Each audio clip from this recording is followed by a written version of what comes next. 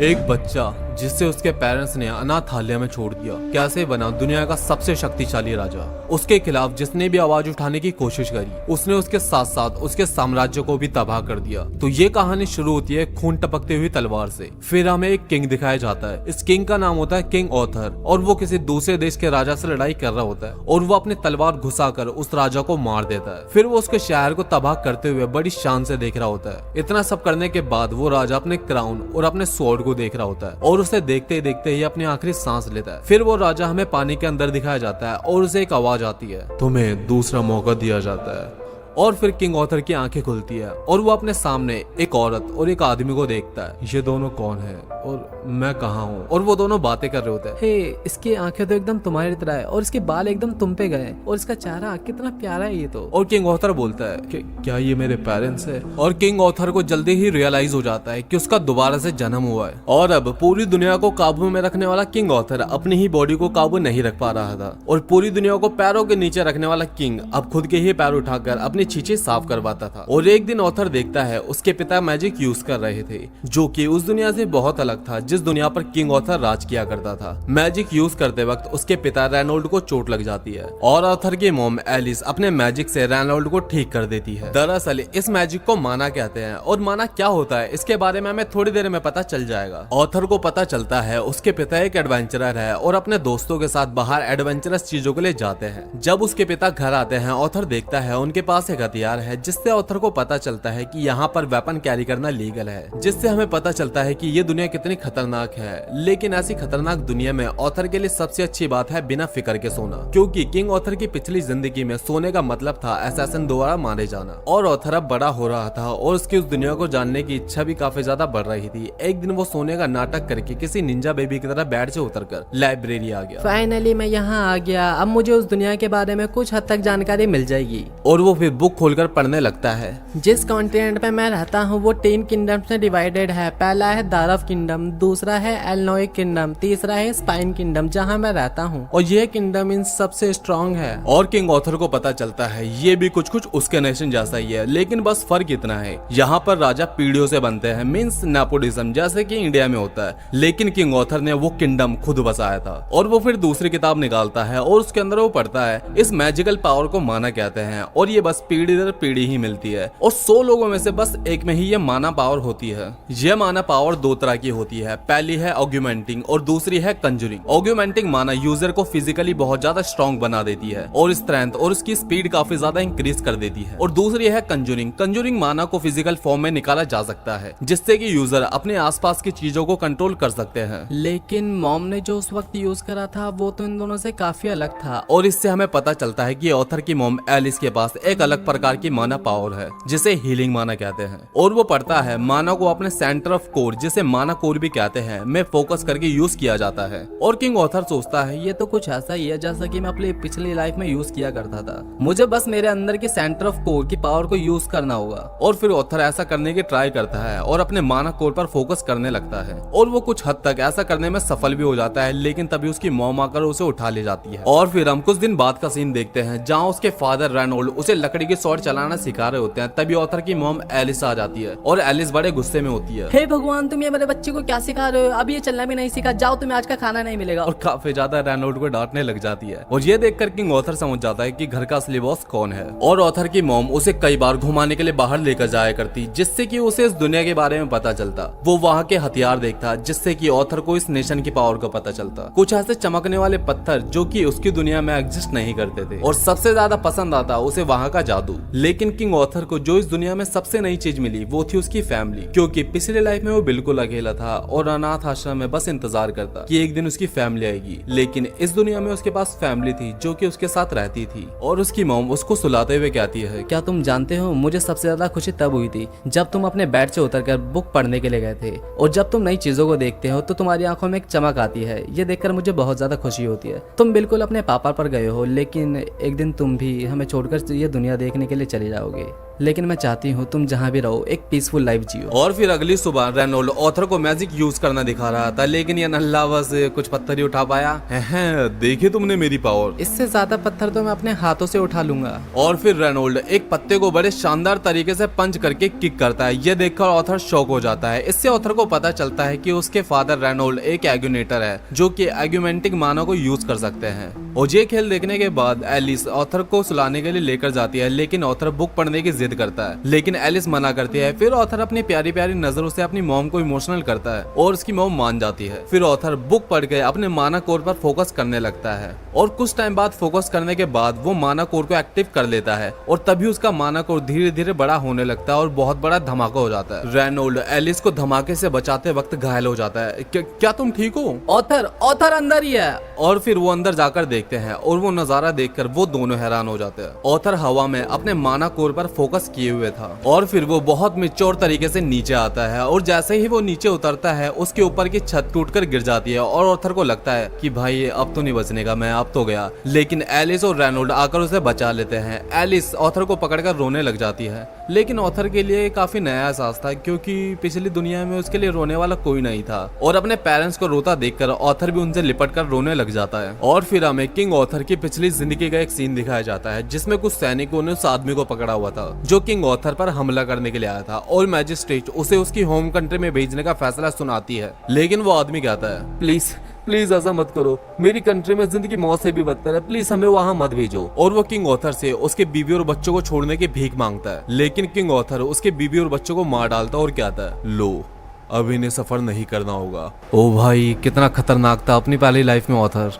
और वो आदमी बेसहाय होकर किंग ऑथर से शुक्रिया अदा करता है। और अब हम प्रेजेंट का सीन देखते हैं। रेनोल्ड ऑथर के लिए अपने जैसे ही सेम ग्लव्स लाया होता है, लेकिन ऑथर को उसमें कोई इंटरेस्ट नहीं आता और अपनी लकड़ी के सॉर्ड उठा लेता है। ये देखकर बेचारे रेनोल्ड का चेहरा बन जाता है और फिर रेनोल्ड भी लकड़ी के सॉर्ड उठा लेता है और ऑथर से फाइट करने लगता है। ऑथर अटैक करता है, लेकिन रेनोल्ड उसके सारे अटैक को डॉच कर लेता है। और फिर रेनोल्ड कहता है, हे ये देखो, और रेनोल्ड अपने सॉर्ड में माना पावर लेकर आ जाता है। और फिर ऑथर भी एक ही ट्राई में अपने सॉर्ड के अंदर माना पावर ले आता है। ये देखकर रेनोल्ड हैरान हो जाता है और ऑथर एक ही अटैक से उसकी स्टिक के 2 टुकड़े कर देता है। और इसके बाद में वो एलिस से बात कर रहा होता है। एलिस, हमारे ऑथर को एक प्रॉपर ट्रेनिंग की जरूरत है। अब हमें लगता है कि हमें इसके लिए एक सर्टिफाइड टीचर हायर करना होगा। तो तुम कहना चाहते हो तुम ऑथर को ट्रेनिंग नहीं दोगे?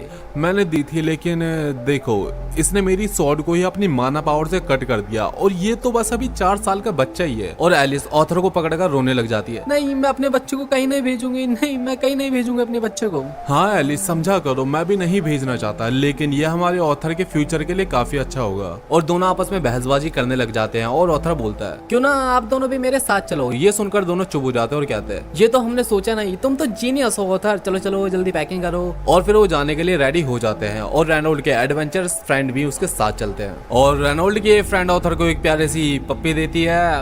मुझे नहीं पता यार मैं ये सीन क्यों दिखा रहा हूँ, बट छोड़ो। और सफर करते वक्त ऑथर देखता है ये दुनिया उसकी दुनिया से बहुत अलग है। यहाँ लोग घोड़ा गाड़ी का इस्तेमाल करते हैं सफर में, लेकिन किंग ऑथर के किंगडम में वो एडवांस प्लेन जेट का यूज करते थे यहाँ वहाँ जाने के लिए। और फिर वो लोग एक जगह पर आराम करने के लिए बैठते हैं, लेकिन कुछ भेड़ियों पर हमला कर देते हैं। लेकिन रेनोल्ड और उसके फ्रेंड अपने माना पावर का यूज करके आसानी से उन भेड़ियों को हरा देते हैं। और फिर नाइट में वो सब डिनर कर रहे होते हैं, लेकिन एलिस नोटिस करती है रेनोल्ड के हाथ पर चोट लगी होती है, जिसका रेनोल्ड को भी नहीं पता होता। और फिर एलिस उसे अपने हीलिंग मैजिक से ठीक करने के लिए जाती है और सब लोग घेरा लगाकर खड़े हो जाते हैं ताकि उन्हें कोई देख ना ले। दरअसल हीलिंग मैजिक यूजर बहुत ज्यादा रेयर होते हैं और आसान टारगेट भी होते हैं, इसलिए हीलिंग मैजिक यूजर दुनिया से छुप कर रहते हैं। और यही रीजन था एलिस और रेनोल्ड जंगल में रहते थे। और तभी ये बंदा जिसका नाम एडम होता है कहता है, रेनोल्ड यार मैं सोने जाने से पहले थोड़ा रिलैक्स करना चाहता हूँ, क्या मैं ऑथर को अपने साथ लेकर जा सकता हूँ? और फिर हम देखते हैं एडम अपना भाला पकड़कर ऑथर से फाइट करने के लिए रेडी हो रहा होता है। ऑथर को ये देखकर थोड़ा अजीब लगता है, लेकिन वो भी फाइट के लिए रेडी हो जाता है और दोनों अपने हथियारों में माना पावर लेकर आते हैं। लेकिन हम देखते हैं ऑथर अपने पैरों में भी माना पावर यूज करता है। ये देखकर एडम बहुत ज्यादा शॉक हो जाता है। ऑथर बहुत तेजी से एडम के पास आता है और एडम का अटैक डॉच कर देता है, लेकिन एडम अपनी माना पावर बढ़ाकर ऑथर को दूर फेंक देता है। लेकिन ऑथर हवा में रुककर नीचे आ जाता है और ये देखकर सभी लोग एडम को डांटने लगते हैं। अबे वो तेरे को दिखाई नहीं दे रहा है, छोटा बच्चा है वो, अगर इतने लड़ने का शौक है आजा मुझसे भिड़ ले, आजा भिड़ लेना मेरे से। और एडम कहता है, अरे भाई देखो तो उस बच्चे का पावर लेवल कितना है, वो तो एक लिटिल मॉन्स्टर है। और फिर ये लड़की जिसका नाम जैस्मिन फ्लेम्सवर्थ होता है ऑथर के पास आकर कहती है, तुमने वो मूव कैसे किया, मुझे भी वो मूव सिखाओ। और ऑथर उसकी आंखों में देखकर समझ जाता है कि भाई ये लड़की पीछा नहीं छोड़ेगी, बड़ी जिद्दी है, और ऑथर मान जाता है। और फिर अगले दिन ऑथर नई नई चीजें सीखता है, लेकिन अब सिखाने की बारी उसकी थी और वो जैस्मिन को एक ही बार वो मूव सिखाता है और जैस्मिन भी एक ही बार में वो मूव सीख जाती है। और अगले दिन जैस्मिन ऑथर को एक गिफ्ट देती है वो मूव सिखाने के लिए। और जैस्मिन कहती है इसके अंदर एक स्ट्रिंग है और वो बहुत ज्यादा मजबूत है। तभी एडम जाने के लिए आवाज लगाता है, लेकिन ऑथर देखता है उसकी मॉम को कुछ हो रहा होता है। मॉम क्या हुआ, क्या आप ठीक हो? हाँ मैं ठीक हूँ एकदम। लेकिन ऑथर को यकीन था कि कुछ तो हुआ है और वो फिर अपनी मॉम के साथ घोड़ा गाड़ी में बैठ जाता है और वो फिर कुछ दूर चलते हैं। लेकिन तभी उन पर तीरों का हमला हो जाता है और वो देखते हैं कुछ डाकुओं ने उनके ऊपर हमला कर दिया। और उनका लीडर कहता है बच्चों और औरतों को कुछ नहीं होना चाहिए। और फिर डाकू उन पर हमला कर देते हैं। बेटा तुम डरो मत, मैं तुम्हारे साथ हूँ। ओके मम्मा। और रेनोल्ड और उसके फ्रेंड्स अपनी माना पावर का यूज करके उन डाकुओं से लड़ने लगते हैं। अपने तीरों, भालों और हथियारों में माना पावर ले आते हैं और फाइटिंग करते हैं। सिंगल स्टैंड में तो वो उन डाकुओं से जीत जाते, लेकिन डाकुओं की संख्या इतनी ज्यादा थी कि उसके सामने कमजोर पड़ रहे थे और रेनोल्ड अपनी गाड़ी से आकर टकराकर घायल हो जाता है। रेनोल्ड क्या तुम ठीक हो? वहीं रुको, मैं एकदम ठीक हूँ, बस छोटा सा स्क्रैच है। और वो ऑथर को अपनी मॉम को वहां से लेके जाने के लिए कहता है। नहीं मैं नहीं लेके जाऊंगा, मैं आपको अकेले छोड़ के कहीं नहीं जाऊंगा, मैं भी आपके साथ फाइट करूंगा, मेरे अंदर भी पावर है। तो इस पावर का यूज अपनी मॉम को बचाने के लिए करो, क्योंकि तुम्हारी मॉम के पेट में तुम्हारा छोटा भाई या बहन है। और ऑथर का अब रियलाइज होता है कि उसकी मॉम की तबीयत खराब क्यों थी। जाओ बड़े भाई, अब सब तुम पर है। और वो अपनी मॉम को वहां से लेकर भागने लगता है और भागते भागते किंग ऑथर सोचता है मैंने जिंदगी में लाखों जानें ली है, लेकिन ये पहली बार होगा कि मैं अपनी जान बचाकर भाग रहा हूँ। और तभी एक बंदा ऊपर से ऑथर और उसकी मॉम के ऊपर कंजूरिंग माना का हमला कर देता है। लेकिन ऑथर अपनी मॉम को बचाते वक्त हमला अपने ऊपर ले लेता है, लेकिन वो इतने आसानी से उस हमला करने वालों को जाने कहाँ देने वाला था। वो अपने चाकू की स्ट्रिंग उसके पैर में फंसा कर उसे खाई में गिरा देता है और ऑथर गिरते वक्त सोचता है कितनी अजीब फीलिंग है, मैं मरने वाला हूँ, फिर भी मेरे दिल में एक सुकून सा है। शायद मुझे अब समझ आया ये सुकून क्या होता है। ये सुकून होता है अपनी फैमिली के प्रोटेक्ट करने का सुकून। मैं एक बड़ा भाई बनने वाला हूँ, मुझे एक बड़ा भाई बनना था, मुझे एक बड़ा भाई बनना था। और ये बोलकर वो खाई में गिर जाता है। और खाई में गिरने के बाद जब ऑथर की आंखें खुलती है तो वो खुद को एक बड़े से मॉन्स्टर के सामने पाता है, जिसे देखकर उसकी आंखें खुली की खुले रह जाती है और बिना सोचे समझे मॉन्स्टर पर हमला कर देता है। लेकिन वो मॉन्स्टर अपनी एक ही उंगली से ऑथर को पीछे फेंक देता है और वो ऑथर से बोलती है मैं बुरी नहीं हूँ, मेरा नाम सिल्विया है। और ऑथर को खाने के लिए कुछ फल देती है। पर ऑथर उससे कुछ सवाल पूछना चाहता था, लेकिन सिल्विया कहती है अगर तुम खाओगे नहीं तो मैं तुम्हारे एक भी सवाल का जवाब नहीं दूंगी। और ये सुनते ही ऑथर धड़ाधड़ फल खाने लगता है। और सब खाने के बाद ऑथर पूछता है मेरी फैमिली कहाँ है, उनके साथ क्या हुआ? और सिल्विया कहती है मैं इस जगह से बाहर नहीं जा सकती, लेकिन मैं अपने मैजिक से कहीं भी देख सकती हूँ। और वो ऑथर को बताती है तुम्हारी फैमिली बिल्कुल ठीक है, उन्होंने उन डाकू को हरा दिया और कुछ दिन पहले ही वो वहां से चले गए। ये सुनकर ऑथर के खुशी के आंसू निकलते हैं कि उसकी फैमिली ठीक है।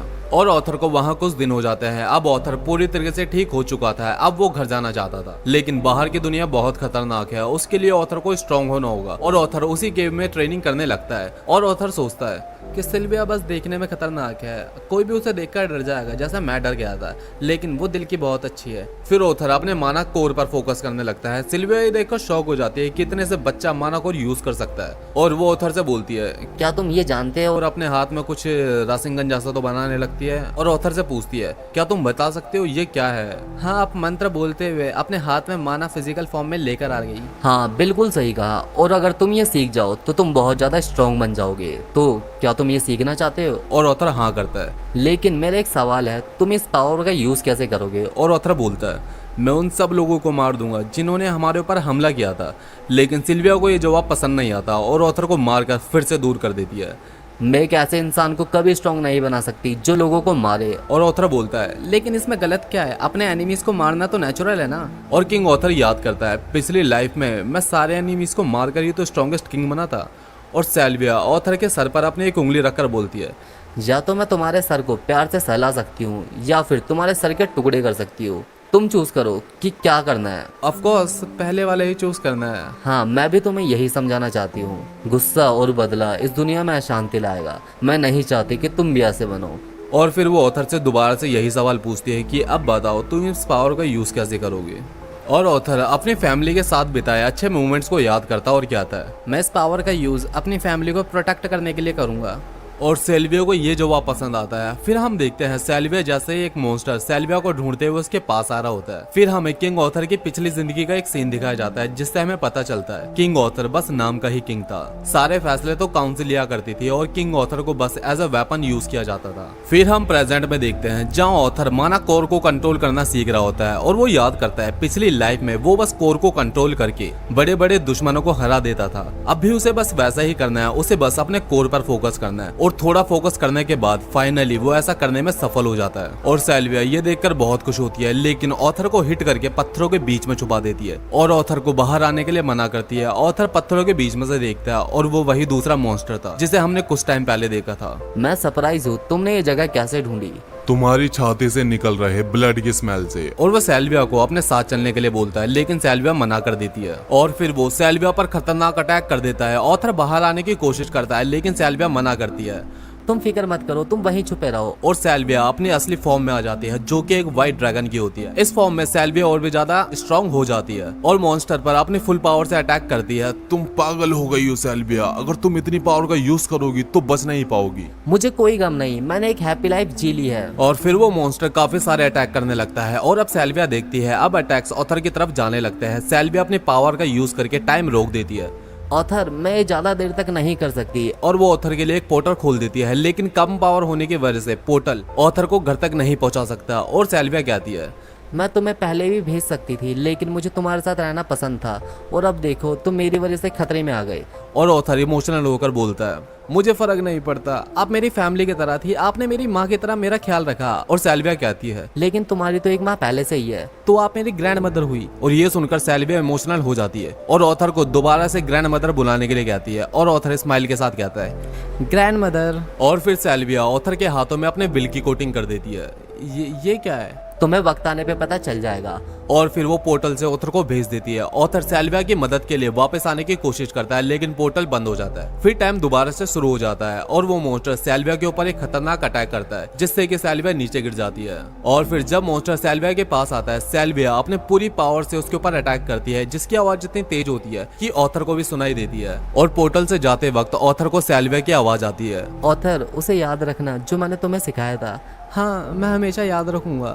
ये दुनिया दर्द से भरी हुई है, तुम्हें इस दुनिया को चेंज करना होगा। लेकिन ग्रैंड मदर, मैं ये अकेला कैसे करूंगा? लेकिन तुम्हें कौन सा ये एक बार में करना है, और वैसे भी तुमने पहले भी दुनिया पर राज किया है, किंग ग्रे। और अपनी पिछली जिंदगी का असली नाम सुनकर ऑथर हैरान हो जाता है। आखिर आप कौन हो? और जब ऑथर की आंखें खुलती है तो वो खुद को एक जंगल में पाता है। तभी उसे किसी के चिल्लाने की आवाज आती है। ऑथर अपने पैरों में माना पावर का यूज करके तेजी से उस आवाज का पीछा करने लगता है और वो देखता है कुछ लोग एक छोटी लड़की को किडनैप करके लेके जा रहे होते हैं और वो कह रहे होते हैं ये तो एक एल्फ गर्ल है, इसकी तो हमें अच्छी कीमत मिल जाएगी। एल्फ दरअसल एक किंगडम होता है जिसके लोग इंसानों से कुछ अलग होते हैं। एल्फ के लोगों के बारे में हमें आगे पता चलेगा। हाँ तुमने सही कहा, अब जल्दी यहाँ से चलो। ऑथर ऊपर से ये सब कुछ देख रहा होता है और ऑथर को रियलाइज होता है कि डाकुओं के लीडर ने क्यों कहा था औरतों और बच्चों को कुछ नहीं होना चाहिए, क्योंकि थोड़ी सी भी चोट लगने से उनकी कीमत कम हो जाती। ऑथर उनके ऊपर हमला करने की सोचता है लेकिन तभी उसे सेल्विया की बात याद आती है। गुस्से को काबू में रखो ऑथर। और ऑथर खुद को शांत करता है। फिर वो डाकू उस लड़की को गाड़ी में डालकर वहां से चले जाते हैं। ऑथर उनका पीछा करते करते वहां तक आ जाता है जहां पर वो रात को रुकते हैं। ऑथर उनके जानवरों पर कुछ पत्थर फेंक कर मारता है जिससे कि वो जानवर शोर मचाने लगते हैं और ये डाकू उस जानवर को पीट कर चुप कराने की कोशिश करता है। चुप हो जा पागल जानवर, लगता है तुझे भी अब बेचना पड़ेगा। और ऑथर पीछे से आकर उसके ऊपर अपनी माना पावर का हमला करके उसे खत्म कर देता है और ऑथर उसका चाकू निकालकर दूसरे डाकू पर हमला करके उसे भी खत्म कर देता है। फिर पीछे से तीसरा डाकू आवाज लगाते हुए आता है, अरे क्या करने लग गए तुम दोनों, जल्दी आ भी जाओ। और ऑथर उस तीसरे डाकू पर हमला करके उसे घायल कर देता है। बॉस बच कर रहना, यहाँ पर एक मेज है। और ऑथर अब बॉस के सामने आ जाता है और बॉस ऑथर को देखकर कहता है, अरे वाह, ये तो सोने पे सुहागा हो गया, मुझे तो तुम्हारी अच्छी कीमत मिल जाएगी। और बॉस अपनी माना पावर का यूज करके ऑथर पर हमला कर देता है लेकिन ऑथर उसे डॉज कर लेता है। और फिर बॉस ऑथर के पेट में एक किक करता है जिससे कि ऑथर दूर जाकर गिरता है। और फिर वो ऑथर को उल्टा लटका कर बोलता है,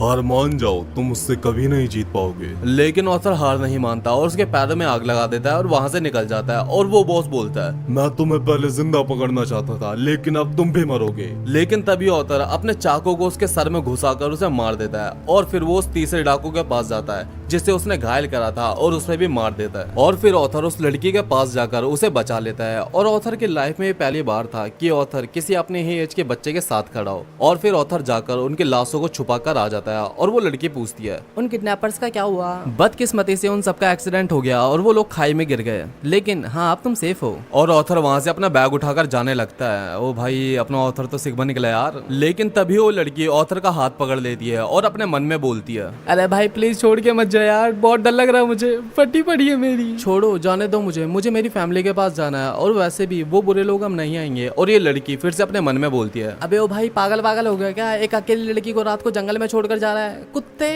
"ओ भाई क्या ड्रामेबाज लड़की है यार। और फिर वो कहती है मेरे मम्मी पापा कहते हैं कि रात को ये पेड़ बच्चों को खा जाते हैं। और पता नहीं भाई अपना ऑथर भाई कैसे राजी हो गया। और ऑथर से पूछता है कि बताओ तुम किस डायरेक्शन से आई थी। उस वाली डायरेक्शन से। मैं जुगनुओं का पीछा कर रही थी और किडनैपर ने मुझे किडनैप कर लिया। और ऑथर सोचता है क्या सच में बच्चे इतने अजीब होते हैं। और ऑथर अपनी पिछली लाइफ का एक सीन याद करता है जिसमें वो एक अकेले कमरे में डिप्रेशन के साथ चुपचाप बैठा हुआ था। और फिर वो उन जानवरों की तरफ देखकर सोचता है कि मुझे इन जानवरों को मार देना चाहिए, लेकिन वो ऐसा करता उससे पहले ही वो लड़की उन जानवरों को खोल देती है। ऑथर को लगता है कि अब वो जानवर उन पर अटैक करेंगे, लेकिन वो चुपचाप चले जाते हैं। फिर इतने में सुबह हो जाती है और वो वहां से निकल जाते हैं। ऑथर उससे उसका नाम पूछता है और वो बताती है तैसिया आरलित। और तुम्हारा नाम क्या है? ऑथर लुईविन। और वो खाने के लिए उसे कुछ देता है जो कि ऑथर ने यहाँ वहाँ से जुगाड़ करके बनाया होता है। और तैसिया उसे खाकर अजीब सा चारा बनाती है और कहती है मीठा, मुझे मीठा चाहिए। और ऑथर सोच रहा होता है कि टैसिया एक परफेक्ट एग्जांपल है कि बच्चे कैसे होते हैं, मुझे टैसिया से कुछ सीखना चाहिए। और वो नाश्ता पानी करके आगे चल जाते हैं। और ऑथर देखता है कि वो जानवर उसका पीछा कर रहा होता है जिसे टैसिया ने आजाद किया था। और ऑथर सोचता है कि मुझे उस जानवर को वहीं मार देना चाहिए था। और फिर रात को वो टैसिया को टेंट में सुलाकर बाहर पहरेदारी देने के लिए खड़ा हो जाता है ताकि कोई जानवर इनके ऊपर अटैक ना कर दे। और फिर टैसिया बोलती है तुम नहीं सोओगे? तुम सोई नहीं है अभी तक? मेरे ग्रैंडपा ने किसी लड़के के साथ सोने के लिए मना किया है, लेकिन मैं तुम्हारे लिए ये बात इग्नोर कर दूंगी। तुम प्लीज अंदर आ जाओ। ओह भाई कहाँ जा रहा भाई, ये क्या हो रहा है इस एनिमे को? नहीं तुम सो जाओ, मैं ठीक हूँ। दरअसल गाइस टैसिया को बहुत ज्यादा डर लग रहा होता है, इसलिए वो ऑथर को अपने पास रखना चाहती है, इसलिए ऐसा वो कर रही होती है। और फिर टैसिया बोलती है अगर तुम बाहर नहीं रहोगे तो तुम्हें जानवर नहीं देखेंगे और वो अटैक भी नहीं करेंगे, तो इसलिए तुम अंदर आ जाओ। और काफी ज्यादा कन्विंस करने के बाद ऑथर टेंट के अंदर आ जाता है। और सोते वक्त टैसिया बोलती है मैंने सुना है कि इंसान बहुत ज्यादा ठरकी होते हैं और उनकी बहुत सारी बीबियां भी होती है। अरे नहीं, कहाँ से सुन रही तुमने ऐसी बकवास बात है? ऐसा कुछ नहीं होता, सब इंसान एक जैसे नहीं होते। और वैसे तुम्हें ठरकी का मतलब भी पता है? नहीं, मुझे तो इसका मतलब नहीं पता। और टैसिया सो जाती है। और अगली सुबह वो पहाड़ पार कर रहे होते हैं, नदी पार कर रहे होते हैं। और अब ऑथर बहुत ज्यादा इरिटेट होने लगता है क्योंकि हर जगह उसे उसकी मदद करनी पड़ रही थी। और फिर कुछ देर बाद ऑथर के सीने में दर्द होने लगता है और वो नीचे बैठ जाता है। क्या तुम ठीक हो? हाँ मैं ठीक हूँ, रुको मैं तुम्हारे लिए कुछ जड़ी बूटी लेकर आती है। और टैसिया चली जाती है। मेरे सीने के दर्द रोज रोज बढ़ता ही जा रहा है और अब ये जल्दी भी आने लगा है। और तभी वो जानवर आ जाता है जिसे टैसिया ने आजाद किया था, लेकिन उसके मुंह में एक शिकार होता है जिसे वो ऑथर के सामने रखकर वहां से चला जाता है। और ये एक तोहफा होता है जो कि उस जानवर ने ऑथर को दिया होता है उसकी मदद करने के बदले में। और रात को वो लोग मीट खा रहे होते हैं जो कि उन्हें बहुत ज्यादा टेस्टी लग रहा होता है। तभी टैसिया कहती है देखो मुझे मशरूम मिले हैं, इनमें बहुत ज्यादा प्रोटीन होता है। और ऑथर वो मशरूम खाता है, लेकिन बेचारे को दस्त लग जाते हैं और पूरी रात बस भागते रहता है। और अगली सुबह जब वो निकलते हैं तो टैसिया ऑथर से कहती है हम दोनों बहुत ज्यादा क्लोज हो गए हैं, क्या मैं तुम्हें ऑथर की जगह आर्ट कहकर बुला सकती हूँ? मतलब सही है भाई, पहले दस्त लगा दिया अब निकनेम दिया जा रहा है। सही है भाई सही है। और ऑथर कहता है जो हुकुम मेरी प्रिंसेस साहिबा।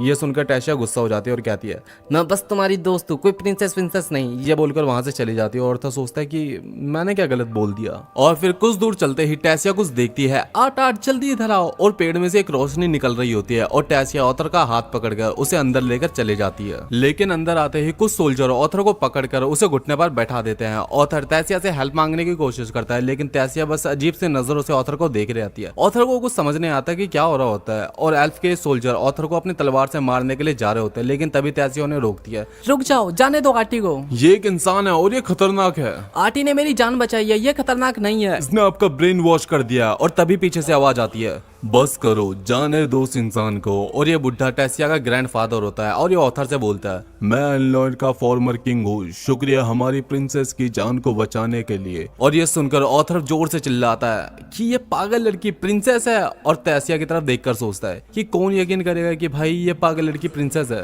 और फिर टैसिया के मॉम डैड आ जाते हैं। टैसिया उनके जाकर गले लग जाती है। I miss you mom, I miss you dad. और टैसिया के मॉम डैड एनलॉर किंगडम के किंग एंड क्वीन भी होते हैं। और टैसिया के फादर ऑथर ऑथर को देखकर पूछते हैं कि ये इंसान यहाँ पर क्या कर रहा है और ये अभी तक जिंदा क्या है। और तैसिया के ग्रैंडफादर बोलते हैं, मैंने ही इन्हें रुकने के लिए बोला था, इस बच्चे ने हमारी तैसिया की जान बचाई है, इसे यूं ही मार देना ये तो सही नहीं होगा। और तैसिया बोलती है, हाँ आटी ने मेरी जान बचाई है, इसके साथ हमें इतना रूड नहीं होना चाहिए, हमें तो आटी का हमारे महल में स्वागत करना चाहिए। और तैसिया अपने फादर को गुस्से में देखती है और तैसिया के फादर हाँ कर देते हैं। चलो आटी मेरे महल में, वहाँ तुम्हें अच्छा अच्छा खाने को मिलेगा। और ऑथर के जाने के बाद तैसिया के ग्रैंडफादर सोचते हैं, इस बच्चे के अंदर कुछ तो मिस्टीरियस पावर है। और तैसिया ऑथर को अपने महल की तरफ ले जा रही होती है, लेकिन एल्फ के सभी लोग ऑथर को अजीब नजरों से देख रहे होते हैं। लेकिन ऑथर बस तैसिया के उसी रिएक्शन के बारे में सोच रहा होता है कि वो क्या था। और फिर वो लोग अपने महल पहुंच जाते हैं और तैसिया बोलती है, हेलो एवरीवन, मैं वापस आ गई। मैं आपको अपनी जान बचाने वाले से मिलवाना चाहती हूँ और सबको इसकी अच्छे से खातिरदारी करनी है। और फिक्र मत करो, ये बुरा इंसान नहीं है।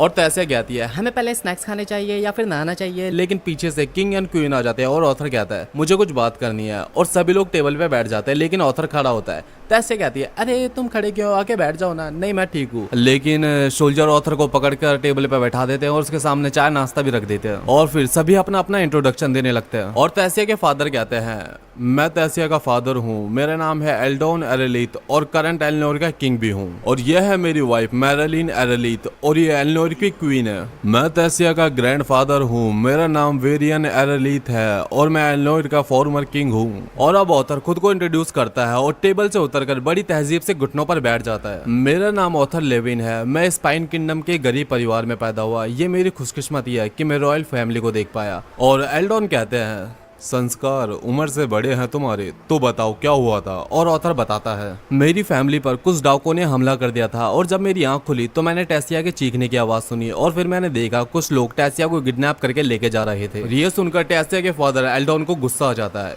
वो स्लेव ट्रेडर्स जरूर इंसान ही होंगे, वो लोग बहुत ज्यादा नीच होते हैं। लेकिन इंसानों के बारे में ऑथर से ऐसा सुना नहीं गया। और ऑथर बोलता है, मुझे माफ करना लेकिन वो उनका प्रोफेशन है, वो एल्फ तो क्या इंसानों को भी नहीं छोड़ते। और टैसिया के ग्रैंडफादर पूछते हैं, तो तुमने टैसिया को किडनैप होते हुए देखा तो तुमने क्या करा, उनसे कोई सौदा किया या उनके सामने टैसिया को छोड़ने की भीख मांगी? मैं एक बच्चा जरूर हूँ लेकिन मैं एक मेज भी हूँ, मैंने उन सबको मार दिया। और तभी ये सैनिक अपनी तलवार निकाल कर बोलता है, अरे सर जी, ये बचकांडा पक्का झूठ बोल रहा है। अगर तुम्हारा हाथ दोबारा तुम्हारी तलवार पर गया तो तुम्हारा कुछ ऐसा काट दूंगा कि तुम बाप नहीं बन पाओगे। और ये सुनकर वो सोल्जर चुप हो जाता है। और किंग ऑल्डन कहते हैं, मुझे तुम पर यकीन है। थैंक यू, बट क्या आप मुझे मेरे घर वापस भेज सकते हैं? और किंग कहता है, हाँ ये पॉसिबल है। स्पाइन किंगडम का पोर्टल 7 साल में एक बार खुलता है और अभी वो 2 साल पहले ही ओपन हुआ था और उसमें 5 साल और लगेंगे। लेकिन मैं अपने सोल्जर से बोलकर तुम्हें घर पहुंचाने का कुछ बंदोबस्त करता हूँ। और ऑथर उनका शुक्रिया अदा करता है। और फिर नहाते वक्त ऑथर के सीने में दोबारा से दर्द होता है। ऑथर हवा खाने के लिए बाहर आता है और टैसिया को अपने पेरेंट्स के साथ देखता है और ऑथर को भी अपने पेरेंट्स की याद आने लगती है। तभी टैसिया पीछे से आती है। हे आटी, खड़े खड़े क्या सोच रहे हो?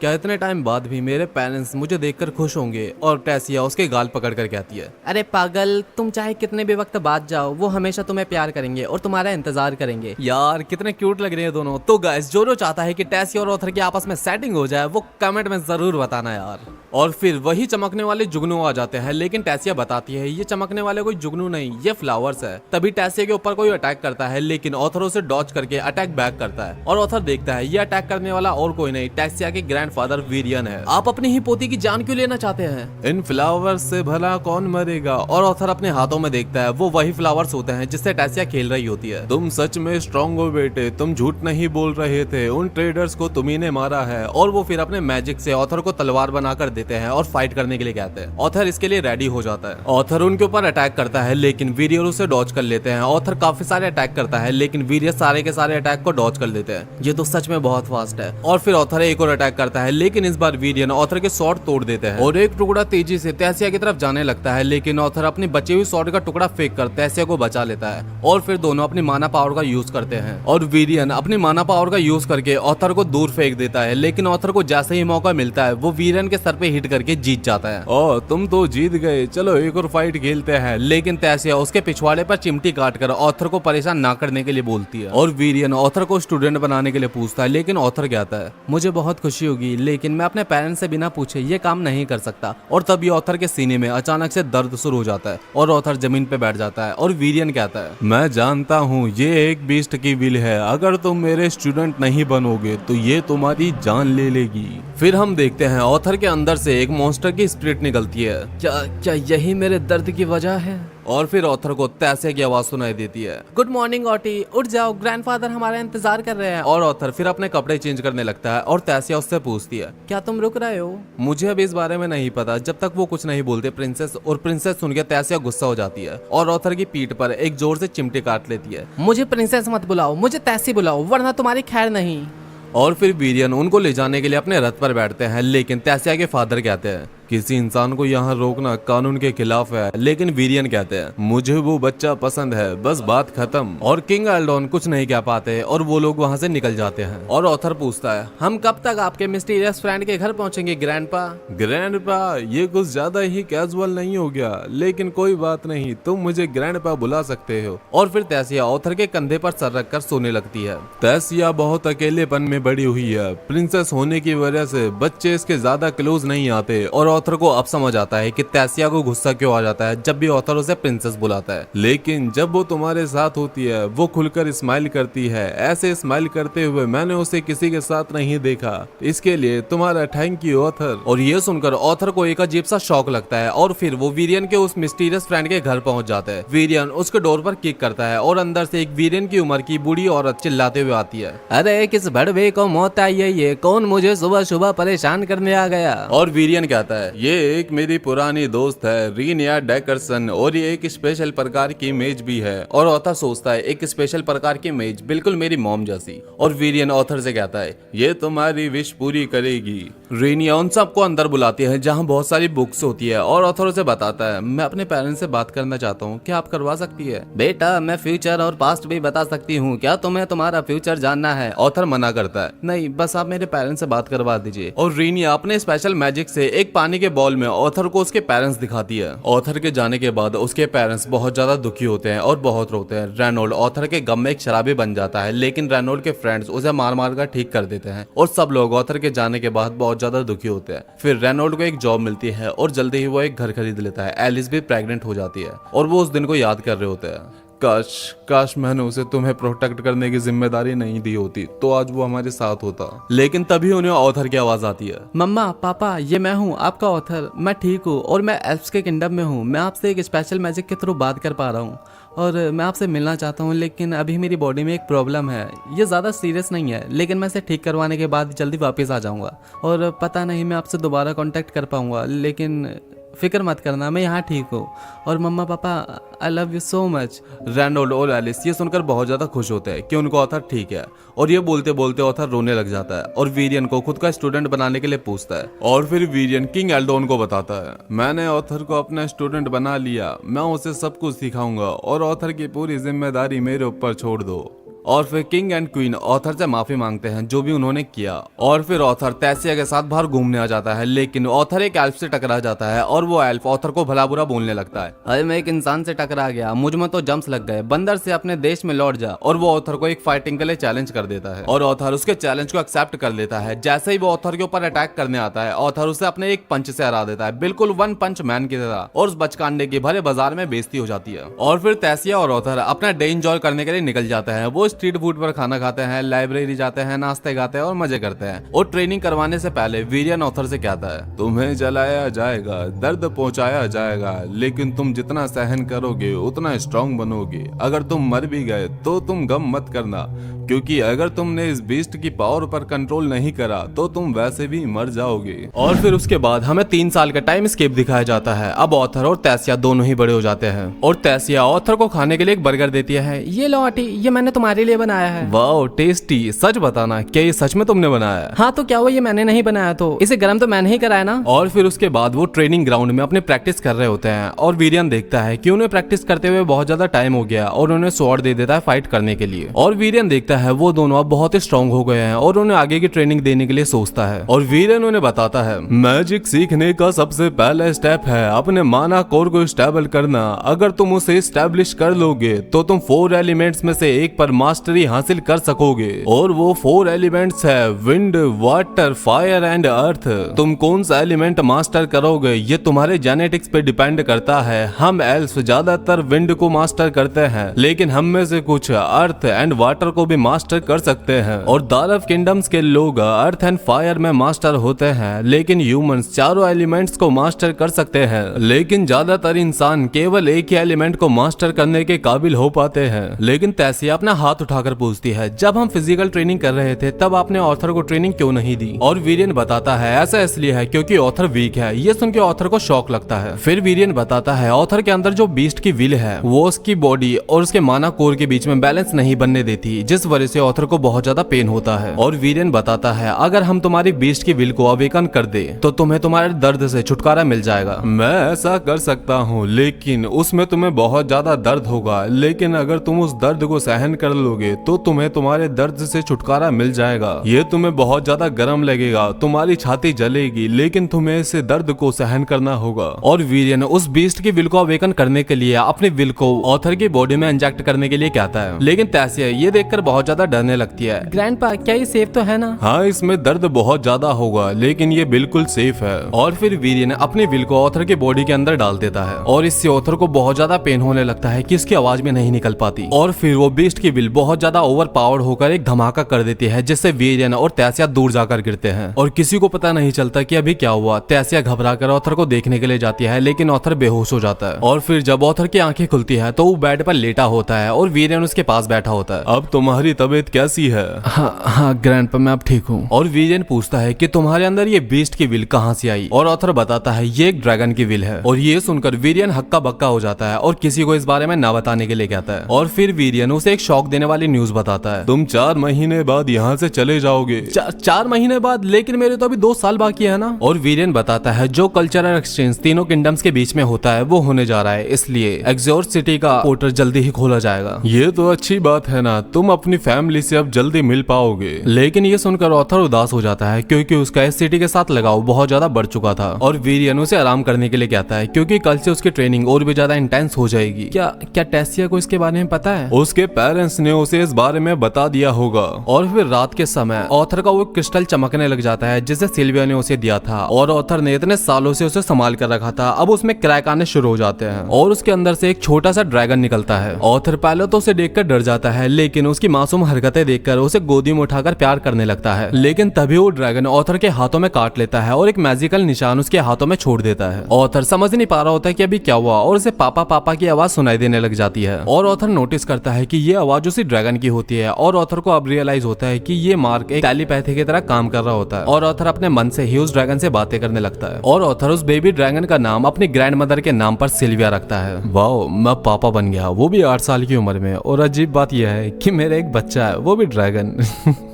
और ऑथर ये सब बातें सोचते सोचते सो जाता है। और फिर तैसिया डेली की तरह ऑथर को उठाने के लिए आती है, लेकिन जैसे वो उस बेबी ड्रैगन को देखती है तो बहुत ज्यादा एक्साइटेड हो जाती है। उस बेबी ड्रैगन को अपनी गोद में लेकर खेलने लगती है। वाओ कितना ज्यादा क्यूट है ये। लेकिन बेबी ड्रैगन तैसिया से बहुत ज्यादा परेशान होने लगता है। और फिर जब वो ट्रेनिंग में जाते हैं तो तैसिया अपने ग्रैंडफादर को बताती है कि ऑथर के पास एक न्यू पेट है। और जब वीरेन उसे देखता है तो वीरेन को हार्ट अटैक आने लगता है। मेरा दिल। और वीरेन कहता है ये तभी निकला होगा जब तुमने ड्रैगन के विल को पूरी तरह से यूज करा और शायद उस विल की गर्मी से ये अंडा हैज हो गया होगा। लेकिन कोई नहीं, कोई भी बिलीव नहीं करेगा कि ये एक ड्रैगन है। तुम्हें बस लोगों को बताना है कि ये एक रेयर माना बीस्ट है। लेकिन अब तुम्हें और ज्यादा ट्रेनिंग करनी पड़ेगी क्योंकि तुम्हें अपने बीस्ट कोर और माना कोर दोनों को ट्रेन करना होगा और इसका सबसे बेस्ट तरीका है फाइट करना। और फिर वीरेन अपने बीस्ट पावर को अनलॉक कर देता है और वीरेन एक भयानक से ब्लैक ऑरे में तब्दील हो जाता है। ऑथर अपने आप को प्रोटेक्ट करने की कोशिश करता है, लेकिन वीरेन का उस पर अटैक करने का कोई इरादा नहीं था। वीरेन उसके कंधे पर आकर हाथ रखता है, लेकिन जैसे ही ऑथर पीछे पलटता है वो तुरंत गायब हो जाता है और उसके खाली पैरों के निशान बचते हैं। और वीरेन की ये पावर देखकर ऑथर खुद ब खुद सरेंडर कर देता है। मैं हार मानता हूँ, अगर मुझे हार्ट अटैक आ जाएगा तो आपको ही मुझे घर ले जाना पड़ेगा। और वीरेन ये सुनकर अपने नॉर्मल रूप में आ जाता है। आप सच में बहुत ज्यादा फास्ट थे, मैं आपको देख ही नहीं पाया। ये शैडो पैंथर की विल है, ये सच में बहुत ज्यादा फास्ट होती है और इससे तुम कोई आवाज करे बिना ही दुश्मन पर अटैक कर सकते हो। लेकिन इस पावर का डिसएडवांटेज बस यही है कि इसमें बहुत ज्यादा माना पावर लगती है और जल्दी ही खत्म भी हो जाती है। और फिर वीरियन ऑथर को उसकी स्वॉर्ड देकर प्रैक्टिस करने के लिए कहता है और फिर कुछ टाइम गुजर जाता है प्रैक्टिस करते करते और वो अब काफी हद तक अपनी बीस्ट पावर को भी कंट्रोल करना सीख गया था और अब उसके चेस्ट का पेन भी बहुत ज्यादा कम हो गया था। अब वो इतना ज्यादा स्ट्रॉन्ग हो चुका था कि वीरियन की शैडो पैंथर फॉर्म से फाइट कर सके। और फिर वो बाजार में घूमने जाता है तैसिया के साथ, जहाँ पर उससे वही बंदा टकरा जाता है जो पहले भी उससे टकराया था। अरे यार, मैं दोबारा से ह्यूमन से टकरा गया, मेरे अंदर दोबारा से जम्प्स लग गए। तुम देखकर नहीं चल सकते क्या? दोबारा? लेकिन हम पहले कब टकराए? और ये सुनकर इस बंदे की फीलिंग हट हो जाती है कि ऑथर इसे जानता भी नहीं। अबे साले इंसान से तो मुझे नहीं जानता, रुक जा बताता हूँ तेरे को अभी, आजा फाइट कर ले मेरे से। लेकिन ऑथर उसे दोबारा से हरा देता है। लेकिन अपना ऑथर होता है एकदम भला मानुस और उससे दोस्ती करने के लिए बोलता है, क्या तुम उससे दोस्ती करोगे? और वो बंदा भी ये बात सुनकर ऑथर से दोस्ती कर लेता है। तुम पहले से ये ऑथर से दोस्ती करना चाहते थे ना, सच बताओ। और तैसिया उसे बताती है कि इसका नाम फे है और ऑथर फे से पूछता है, क्या तुम भी उस एक्सचेंज में जा रहे हो जहाँ पर 3 किंगडम्स मिलने वाले हैं? और फे उसे बताता है कि हाँ, हर शाही परिवार का वहाँ पर जाना जरूरी है। और ऑथर तैसिया से पूछते हैं, तैसिया फिर तो तुम भी जाओगी ना वहाँ पर? और ये सुनकर तैसिया उदास हो जाती है। लेकिन फे इस सैड सिचुएशन को संभालने की कोशिश करता है और कहता है, नहीं, प्रिंसेस वहाँ नहीं जा सकती क्योंकि हम नहीं चाहते कि हमारी प्रिंसेस दोबारा से खो जाए। लेकिन ये बात तैसिया को बिल्कुल पसंद नहीं आती है और ये सिचुएशन फे पर ही भारी पड़ जाती है। तैसिया उसे घुसड़ मारकर उड़ा देती है। लेकिन एक प्रिंसेस को ऐसा करते देख सब लोग शॉक हो जाते हैं और ऑथर तैसिया का हाथ पकड़कर उसे वहां से ले जाता है। और ऑथर बताता है कि तुम एक प्रिंसेस हो, तुम्हें लोगों को घुसड़ मारना शोभा नहीं देता। और ऑथर याद करता है कि वो भी पिछली लाइफ में किंग था और लोगों को बेवजह ही मारा करता था। लेकिन तैसिया कहती है, तुम यहाँ से जा रहे हो और अब तुम मुझे डांट भी रहे हो। और रोते रोते वहां से चले जाती है। और फिर रात को तैसिया अपने कमरे में रो रही होती है, लेकिन ऑथर उसे मनाने के लिए उसके फेवरेट वाले जुगनू उसके पास भेजता है और उसे बाहर घुमाने के लिए कहता है और तैसिया मान जाती है। और फिर वो वहीं जाते हैं जहाँ पर वो सबसे पहली बार मिले थे। और तैसिया को एक पेड़ घोस्ट की तरह लगता है और वो चिल्ला देती है, तुम अभी भी भूतों से डरती हो ना? अरे नहीं, ऐसा नहीं है, मैं नहीं डरती। और फिर तैसिया उसे ह्यूमन किंगडम के बारे में पूछती है। नहीं, मैं भी वहाँ पर ज्यादा नहीं घूमा, मुझे भी इस बारे में ज्यादा कुछ नहीं पता। ऑथर, तुम यहाँ क्यों नहीं रुक जाते? तैसिया, मैं भी रुकना चाहता हूँ लेकिन मैं यहाँ नहीं रुक सकता। और ऑथर देखता है कि तैसिया ये बातें सुनते सुनते ही सो गई। और फिर ऑथर अगली सुबह रेडी हो रहा होता है घर जाने के लिए और वीरेन उसे कैंपस देता है ताकि ऑथर रास्ता ना भूल जाए। और उस कैंपस के ऊपर एलनोर किंगडम की सील भी होती है ताकि अगर वो दोबारा से एलनोर किंगडम में आना चाहे तो उसे ज्यादा तकलीफ ना हो। लेकिन ऑथर देखता है कि सब लोग यहाँ पर है लेकिन तैसिया यहाँ पर नहीं है। ग्रैंडपा, तैसिया कहाँ पर है? लेकिन कोई कुछ जवाब नहीं देता और ऑथर वहां से जाने के लिए निकल जाता है। वो पोर्टल खुल जाता है लेकिन तभी ऑथर को पीछे से आवाज आती है और ये आवाज तैसिया की होती है। ऑथर देखता है कि तैसिया उसकी तरफ भागते हुए आ रही होती है और गिर जाती है। ऑथर उसके पास जाता है और हाथ पकड़कर उसे उठाता है। ऑथर, सही से खाना खाना और रात को बाहर मत घूमना। लेकिन ऑथर उसे उठाकर गले लगा लेता है। तैसिया, मुझे तुम्हारी बहुत ज्यादा याद आएगी। और ये सुनकर तैसिया भी बहुत ज्यादा इमोशनल हो जाती है और रोने लगती है। आंटी, मैं भी तुम्हें बहुत ज्यादा मिस करूंगी। और फिर ऑथर वहां से चले जाता है। और फिर ऑथर अपने घर आकर अपने मॉम डैड के सामने खड़ा होता है। ऑथर, क्या ये तुम हो?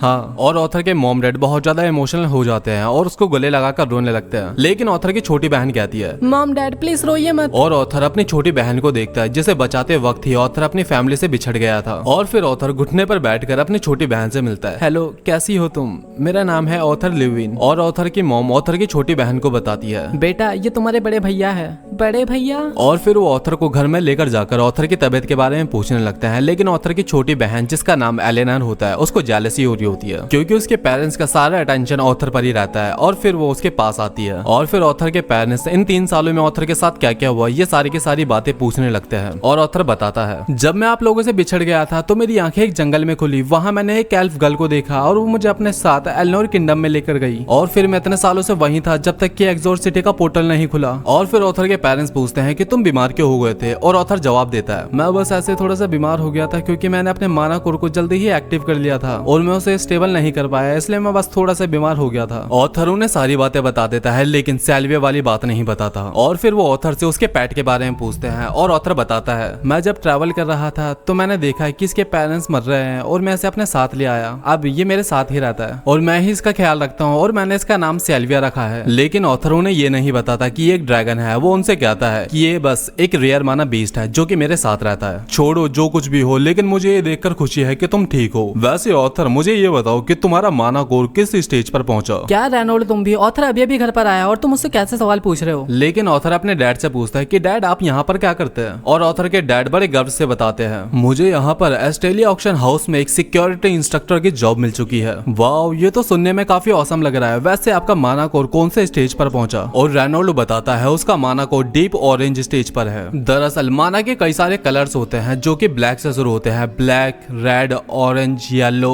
सिल्वर एंड उसके बाद व्हाइट। और इन सब कलर्स के 3 स्टेजेस होते हैं, जैसे कि लाइट, स्टैंडर्ड एंड हार्ड। और फिर रेनोल्ड ऑथर से उसके माने स्टेज के बारे में पूछता है और ऑथर बताता है उसका है लाइट रेड कलर। और ये सुनकर सब शॉक हो जाते हैं क्योंकि ऑथर रेनोल्ड से बस एक स्टेप ही पीछे था। और रेनोल्ड ये सुनकर नाचने लगता है, अरे वाह बेटे, तू तो बहुत ज्यादा स्ट्रांग बन गया, अब आएगा ना तो उससे फाइट करने में मजा। और तभी वहाँ एक बंदा आता है, रेनोल्ड मैंने क्या सुना कि तुम्हारा लड़का घर पर आ गया। और रेनोल्ड ऑथर को उसके बारे में बताता है, इनका नाम है विंसेंट हेस्टिलिया और ये एक ऑक्शन हाउस के मालिक है जिसमें मैं काम करता हूँ और ये मेरे बॉस है। और फिर ऑथर उनके पास जाकर खुद को इंट्रोड्यूस करता है, मेरा नाम ऑथर है, आपसे मिलकर बहुत खुशी, मिस्टर एंड मिसेस हेस्टिलिया। वाह, तुम्हारे मैनर्स को देखकर लगता नहीं कि तुम रेनोल्ड के बेटे हो। हाँ, ये थोड़ा मानना मुश्किल है लेकिन मैं सच में उन्हीं का बेटा हूँ। ऑथर, इससे मिलो, ये है लीलिया, आई होप तुम दोनों अच्छे दोस्त बनोगे। और फिर रेनोल्ड अपने बॉस को बताता है, बॉस मैं अभी रेनोल्ड के साथ अपनी प्रैक्टिस करने के लिए जा रहा हूँ, क्या आप भी वो प्रैक्टिस देखना चाहेंगे। और ये सुनकर बॉस शॉक हो जाता है कि ये छोटा सा बच्चा रेनोल्ड के साथ कैसे प्रैक्टिस करेगा। और फिर वो दोनों प्रैक्टिस करने के लिए अपने ग्राउंड में आ जाते हैं। लेकिन बॉस क्या आता है, इस बच्चे का माना कोर का स्टेज लाइट रेड कलर का है, ये काफी चौंकाने वाली बात है। हाँ,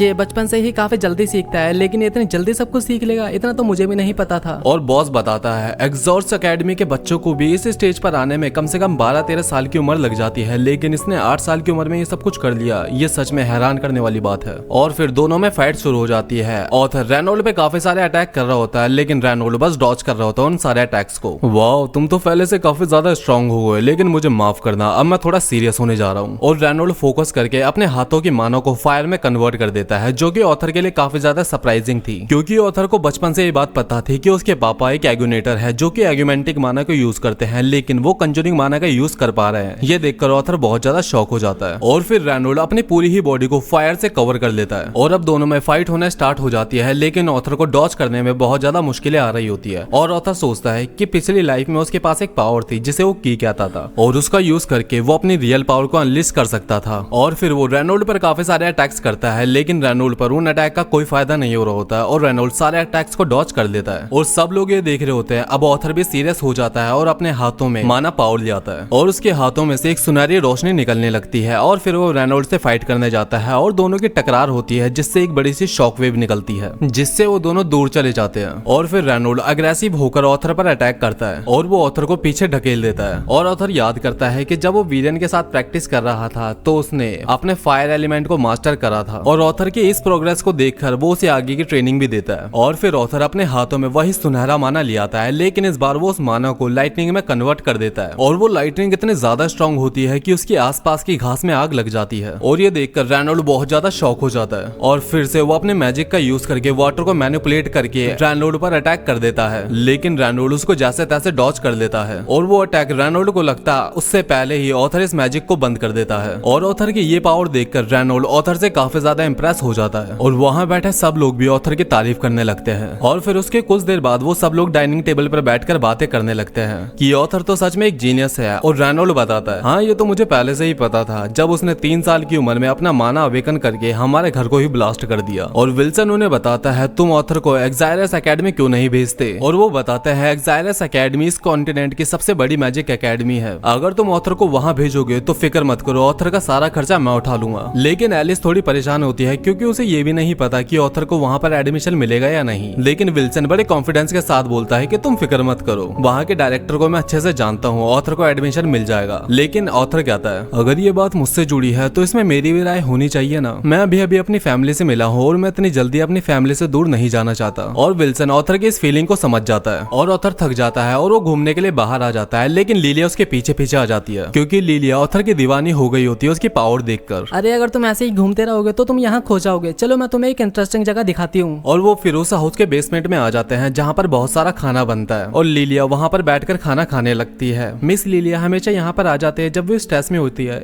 स्ट्रेस में मतलब क्या है आपका? लीलिया के पेरेंट्स चाहते हैं वो एक मेज बने और मिस लीलिया भी एक अच्छी मेज बनना चाहती है, लेकिन किसी रीजन से ऐसा नहीं हो पा रहा और इसीलिए मिस लीलिया काफी ज्यादा स्ट्रेस में रहती है। और फिर अगली सुबह ऑथर बहुत एक्साइटमेंट में नीचे आता है क्योंकि ऑथर से मिलने के लिए उसके कुछ पुराने दोस्त आए हुए थे और ये सब ऑथर को देखकर बहुत ज्यादा खुश हो जाते हैं और ये मोहतरमा दोबारा से ऑथर को एक पप्पी दे देती है ऑथर के मजे हैं यार। एंजेला छोड़ो, मुझे सांस नहीं आ रही। और एंजेला उसे छोड़ देती है। डार्डन तुम पहले से कितने ज्यादा बड़े लग रहे हो। हाँ छोटू उस्ताद, तू भी पहले से बहुत ज्यादा बड़ा हो गया। और फिर जैस्मीन उसके पास आती है और उसे गले लगाकर बोलती है कि मुझे माफ कर दो, ये सारी गलती मेरी है, मेरी वजह से ही तुम हम सबसे अलग हो गए थे। और ऑथर उसे समझाता है कि जैस्मीन इसमें तुम्हारी कोई गलती नहीं है, जो हुआ अच्छा हुआ।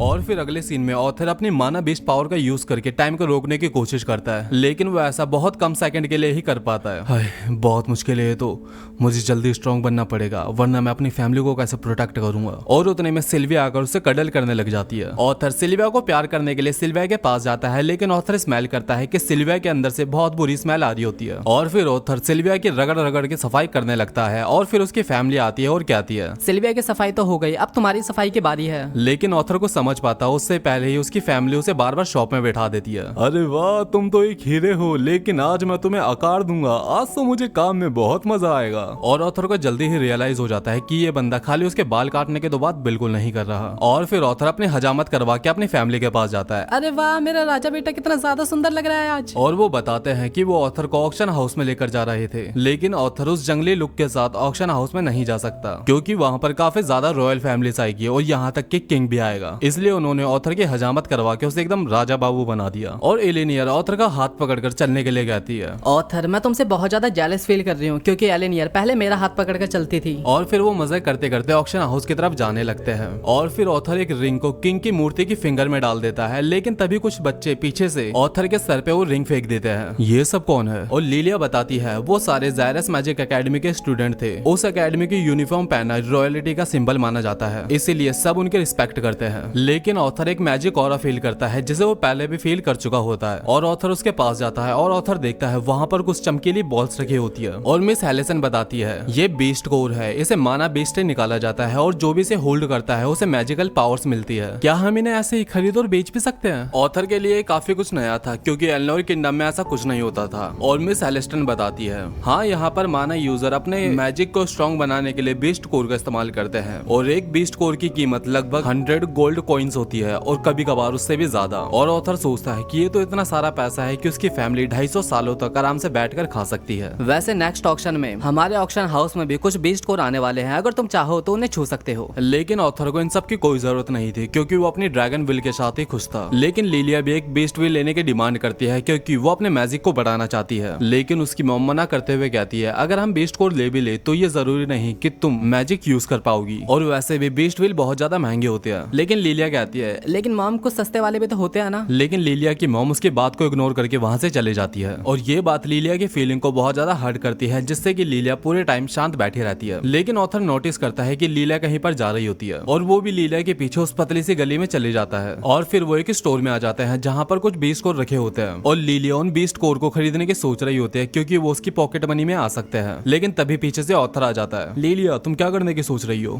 तुम यहाँ पर क्या कर रहे हो? अगर तुमने उसका इस्तेमाल करा, अगर तुम फिर भी मैजिक यूज करने में असफल रही तो क्या? मैंने मेज बनने के लिए इतने सारे ट्राई करे हैं और मैं सब में असफल रही हूँ। अगर मैं एक और बार असफल हो जाती हूँ तो इसमें क्या ही हो जाएगा। खैर छोड़ो, तुम इस बात को कभी नहीं समझ पाओगे क्योंकि तुम स्पेशल हो। मैंने अपने मॉम डैड से कितनी बार कहा कि मुझे एक बीस्ट कोर को टच करने दो, लेकिन उन्होंने कभी मुझे ऐसा नहीं करने दिया। और लिलिया अपना हाथ छुड़ाकर ऑथर से दूर जाने की कोशिश करती है, लेकिन वो जायरस मैजिक एकेडमी के एक स्टूडेंट से टकरा जाती है। सॉरी, मुझे माफ करना। माफ करना? तुम जानती भी हो तुम किससे टकराई हो, तुम्हें इसकी कीमत चुकानी पड़ेगी। और बाहर से ये शोर सुनकर उस शॉप का ओनर आता है, लेकिन वो जायरस एकेडमी के स्टूडेंट को देखकर चुप हो जाता है। और तभी उनमें से एक बंदा अपनी माना पावर का यूज करके अपने हाथ में एक फायर बॉल बना देता है। क्या ये तुम कर सकते हो? और ऑथर कुछ टाइम उन्हें इग्नोर करने के बाद अपने हाथ में मैजिकल पावर यूज करने लगता है, लेकिन तभी पीछे से मिस हेस्टिलिया आ जाती है। बस करो, अभी के अभी अपने मैजिक को बंद करो। और वो मिस हेस्टिलिया को देखकर कुछ नहीं बोलते क्योंकि हेस्टिलिया ऑक्शन हाउस हर साल मैजिक एकेडमी को एक बड़ा डोनेशन देता है। अगर जायरस मैजिक एकेडमी के डायरेक्टर को पता चला कि उनके स्टूडेंट मिस हेस्टिलिया की डॉटर को परेशान कर रहे थे तो वो उन्हें जायरस एकेडमी से निकाल देगी और वो लोग वहाँ से डरकर चले जाते हैं। लेकिन वो जाते जाते लिलिया से कहते हैं तुम तो एक यूजलेस हो, तुम्हारे फादर खाली तुम्हारे लिए सीट खरीद सकते हैं, तुम उसे डिजर्व नहीं करती। और ये सुनकर ऑथर गुस्से में उन्हें मारने जाता है, लेकिन लीलिया उसे रोकती है क्योंकि लीलिया भी ये बात एक्सेप्ट करती है। और फिर ऑथर रात को लीलिया के रूम में जाता है उसकी हालत पूछने के लिए, लेकिन लीलिया बेसमेंट में बैठकर रो रही होती है और सोच रही होती है कि कैसे उसकी फैमिली उसे एक मेज बनते हुए देखना चाहती थी, लेकिन वो मेज नहीं बन पाई। उसकी काफी सारी कोशिशों के बाद भी वो असफल होती रही। और लीलिया ये बात सोचकर और ज्यादा डिप्रेशन में चली जाती है कि कैसे उसकी फैमिली ने ऑथर को जायरस एकेडमी भेजने के लिए कहा था और उसे मना कर दिया। और उतने में ऑथर वहां जाता है। ऑथर और लीलिया से माफी मांगना चाहता है उनके पेरेंट्स की अटेंशन को ग्रेव करने के लिए, लेकिन ऑथर कुछ कह पाता। उससे पहले लीलिया उससे सॉरी मांगती है। मुझे माफ करना ऑथर, मैं तुमसे बहुत ज्यादा जेलस फील कर रही हूँ क्योंकि तुमने मेरे डैड के अटेंशन को ग्रेव कर लिया। नहीं लीलिया, ऐसा नहीं है। ऑथर, मैं जानती हूँ मेरे पेरेंट्स मुझे एक ग्रेट मैच बनते हुए देखना चाहते हैं, लेकिन मैं एक मेज नहीं बन पा रही और इसीलिए वो भी मुझसे अब थक चुके हैं। और ऑथर भी समझ जाता है कि लीलिया सच में बहुत ज्यादा प्रेशर में है और ऑथर लीलिया का मन हल्का करने के लिए कहता है, लीलिया मैं जानता हूँ जरूरी नहीं तुम अपना माना इतनी जल्दी अवेकन कर सको। तुम जानती हो जब मैं अपने फैमिली से अलग हुआ था तो मुझे एक लड़की मिली जिसने मुझे बहुत ज्यादा चीयर करा और मुझे मेरे मैजिक को यूज करने में काफी ज्यादा मदद करी। और फिर ऑथर अपने हाथों से वही मैजिकल फ्लावर्स निकालता है जो कि तैसिया को बहुत ज्यादा पसंद थे। और फिर ऑथर लीलिया से कहता है, लीलिया अगर तुम सच में मैजिक यूज करना चाहती हो तो मुझे पता है कि हमें क्या करना चाहिए। क्या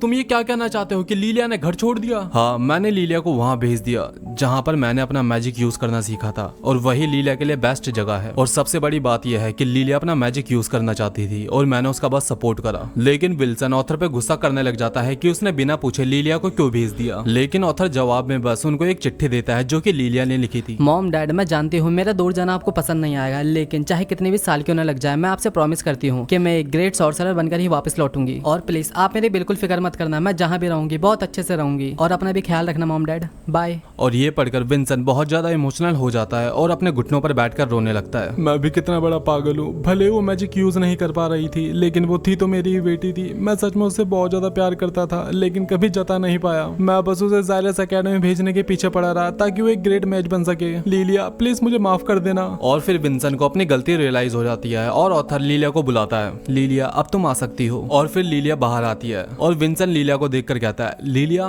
तुम यहीं पर हो, ये सब चल क्या रहा है? और फिर ऑथर उनसे माफी मांगता है, प्लीज मुझे माफ कर देना, मैं खाली आपको रियलाइज करवाना चाहता था कि अपने बच्चे को खोना कितना बड़ा दुख होता है। ये दर्द मौत से भी ज्यादा बेकार होता है। मैं इसे फील कर सकता हूँ क्योंकि मैंने भी अपने पेरेंट्स के साथ कुछ ऐसा ही करा था और मैं अभी तक उसके लिए बहुत ज्यादा बुरा फील करता हूँ। विंसन को ऑथर की बात समझ में आ जाती है और फिर विंसन रेनोल्ड और एलिस से माफी मांगता है क्योंकि वो काफी जल्दी कर रहा था ऑथर को जायरस एकेडमी भेजने के लिए। और फिर विल्सन लीलिया से माफी मांगता है, प्लीज मुझे माफ करना, अगर तुम जायरस एकेडमी नहीं जाना चाहती तो मत जाओ। अगर तुम एक सॉर्सरर नहीं भी बन पाई तो भी तुम हमारी बेटी रहोगी और हम हमेशा तुम्हें प्यार करेंगे। लेकिन लीलिया कहती है कि मैं सच में जायरस एकेडमी जाना चाहती हूँ, इसलिए नहीं कि आप लोग चाहते हैं बल्कि इसलिए क्योंकि मैं एक सॉर्सरर बनना चाहती हूँ ऑथर की तरह और लोगों की मदद करना चाहती हूँ। और ऑथर भी लीलिया की ये बात सुनता है और ऑथर कहता है, अगर तुम सच में मैजिक यूज करना चाहती हो तो मैं तुम्हारा माना अभी क्या भी अवेकन कर दूंगा। और सब लोग ऑथर की इस कॉन्फिडेंस भरी बात को सुनकर शॉक हो जाते हैं। और फिर ऑथर लीलिया और लीनियर को एक दूसरे की तरह पीट करके बैठने के लिए कहता है और ऑथर उनसे कहता है, तुम बस सांस अंदर लेना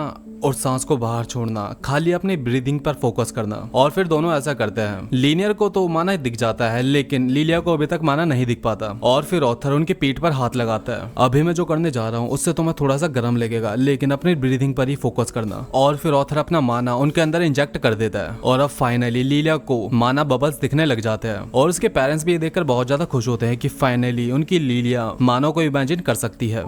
और फिर उसके बाद वो हेस्टिलिया ऑक्शन हाउस में आ जाते हैं जो कि एक महल की तरह चमक रहा होता है। और फिर वो अंदर जाकर देखते हैं जहाँ पर बड़े बड़े व्यापारी और काफी सारे एडवेंचरर्स आए होते हैं जो कि अपने लिए कुछ कलेक्टेबल्स खरीदना चाहते हैं। लीनियर और लीलिया भी वहाँ रखे बीस्ट कोड को देखकर एक्साइटेड हो जाती है। ऑथर भी एक अजीब गरीब सी मूर्ति देखता है और रेनोल्ड भी अपनी जॉब को परफॉर्म कर रहा होता है। आज के दिन तो डैड बाकी दिनों से काफी ज्यादा अलग लग रहे हैं। तुम्हें ये बात अपने डैड को बतानी चाहिए, वो जरूर खुश हो जाएंगे। और फिर उसके बाद विंसन ऑक्शन को स्टार्ट करता है। तो देवियों और सज्जनों, आज मैं इंट्रोड्यूस करवाने जा रहा हूँ हमारे chief guest king Blaine Grander और queen Priscilla, prince Curtin and princess Kathleen. और सब लोग उनका इंट्रोडक्शन सुनकर बहुत ज्यादा एक्साइटेड हो जाते हैं जिससे ऑथर को पता चलता है कि किंग कितना ज्यादा पॉपुलर है अपने लोगों के बीच में। तो फिर आज इस ऑक्शन हाउस की 10th एनिवर्सरी को सेलिब्रेट करते हैं। तो शुरू करते हैं बिना किसी देरी के। और फिर वो एक एंशिएंट स्वॉर्ड लेकर आता है जिसे माना पावर का इस्तेमाल करके एशियंट बना दिया गया था। और ऑथर सोचता है क्या मैं भी अपनी माना माना पावर का इस्तेमाल करके किसी वेपन को एंशिएंट बना सकता हूँ। तो इसकी बोली स्टार्ट करते हैं 50 गोल्ड कॉइन से। मैं 51 दूंगा। मैं 52 दूंगा। मेरे 53 लिख लो। और इसी बीच ऑथर नोटिस करता है कि सिल्विया कहीं पर चली गई है और फिर हम सिल्विया को देखते हैं जो कि ऑक्शन हाउस में अकेली घूम रही होती है और ऑथर सिल्विया को ढूंढने के लिए निकल जाता है, लेकिन तभी सिल्विया एक बूढ़े आदमी के पास पहुंच जाती है और वहीं दूसरी तरफ ऑक्शन चालू होता है। ये बेबी लायन एक मानव बीस्ट है, ये अभी से ए रैंक का है, तो सोचो ये बड़ा होकर कितना ज्यादा पावरफुल बनेगा। और किंग ब्लेन का बेटा उस मानव लायन को खरीदने के लिए कहता है। तो इसकी बोली हम स्टार्ट करते हैं 100 गोल्ड कॉइन से। मेरे 300, मेरे 400, 450, 1000 और किंग 1000 गोल्ड कॉइन की बोली लगाकर उस बीस्ट को खरीद लेता है। और वहीं दूसरी तरफ ऑथर सिल्विया को ढूंढते हुए उसके पास पहुंच जाता है जहां पर वो बूढ़ा आदमी सिल्विया से कह रहा होता है, आओ मेरे पास आओ, मैं तुम्हें अच्छे से देखना चाहता हूँ। लेकिन सिल्विया उसके पास जाने से डर रही होती है और तभी ऑथर वहां जाता है और ऑथर उसके ड्रेस को देखकर समझ जाता है कि ये तो वही सैनिक है जो कि किंग के पीछे खड़ा हुआ था। ऑथर उससे कोई पंगा नहीं लेना चाहता है, इसलिए चुपचाप सिल्विया को लेकर निकलने की सोचता है। सॉरी सर, ये गलती से यहाँ पर आ गई, अब मुझे शायद इसे लेकर वापस जाना चाहिए। तो ये एक ऑक्शन का पार्ट नहीं है, वैसे ये बहुत ही यूनिक माना बीस्ट है। एक काम करो, तुम इसको यहीं छोड़ जाओ। अगर ये मेरे जैसे किसी स्ट्रॉन्ग के पास रहेगी तो ये काफी ज्यादा पावरफुल बन जाएगी। तुम जैसा एक कमजोर इसे ट्रेन नहीं कर पाएगा।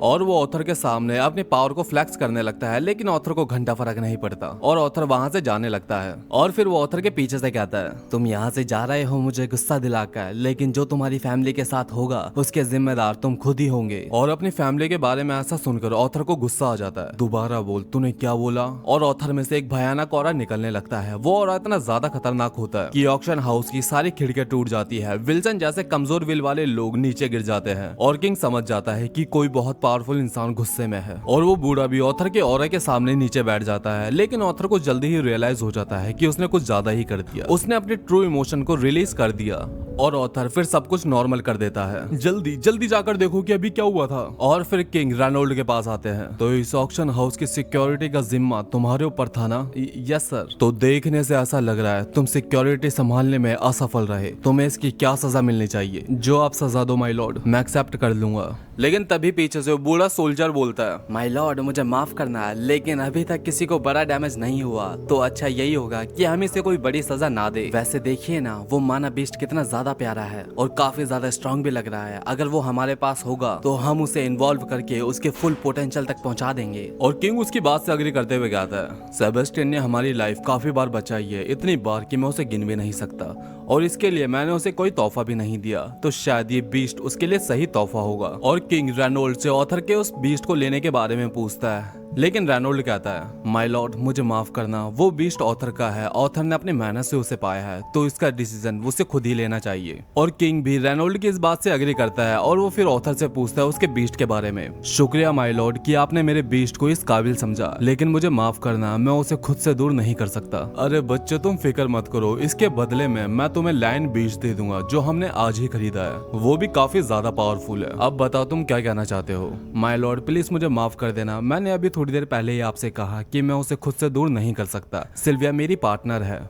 और 2 बार ऑथर से इतने प्यार से पूछने के बाद भी ऑथर ने मना कर दिया। अब किंग को गुस्सा आने लगता है और किंग कहता है, मैं तुमसे तीसरी बार और आखिरी बार पूछूंगा, क्या तुम अपना पार्टनर मुझे देना चाहोगे? लेकिन अब ऑथर से भी इतना कुछ नहीं सहा जाता और ऑथर खड़ा होकर बोलता है, एक्सचेंज के बदले में मैं आपसे पूछना चाहूंगा, आप अपने बच्चे कितने में बेचना चाहोगे? मुझे बताओ। आपने मुझसे 3 बार सिल्विया को लेने की बात करी और मैंने तीनों बार ही मना करा, क्योंकि आपका घमंड ना नहीं सुनना चाहता। आप एक राजा है, आपको अपनी प्रजा की बात सुननी चाहिए। अपने घमंड को साइड रखिए और अपने प्रजा की बात समझिए। अगर आप अपने बच्चे नहीं बेच सकते तो मैं भी अपनी पार्टनर सिल्विया को नहीं बेच सकता। और किंग की ऐसी बेइज्जती सुनकर सोल्जर ऑथर पर हमला कर देते हैं, लेकिन ऑथर एक ही पंच से उन सबको हरा देता है। वह गधो, तुमसे एक बच्चा नहीं संभाला गया। वो बीस्ट किसी भी कीमत पर मेरा होकर रहेगा। और सेबेस्टियन ऑथर पर हमला कर देता है और फिर ऑथर अपने पावर का यूज करके टाइम को फ्रीज कर देता है। सब फ्रीज हो जाते हैं बस सेबेस्टियन को छोड़कर। ये क्या चल रहा है यहाँ पर? तुम्हारी पावर मुझ पे अब बिल्कुल काम नहीं करेगी। दूर रह, दूर है मेरे से, तू तू एक जानवर है, तू एक जानवर है। और ऑथर के बस ऑरा से ही सेबेस्टियन के पैर टूट जाते हैं।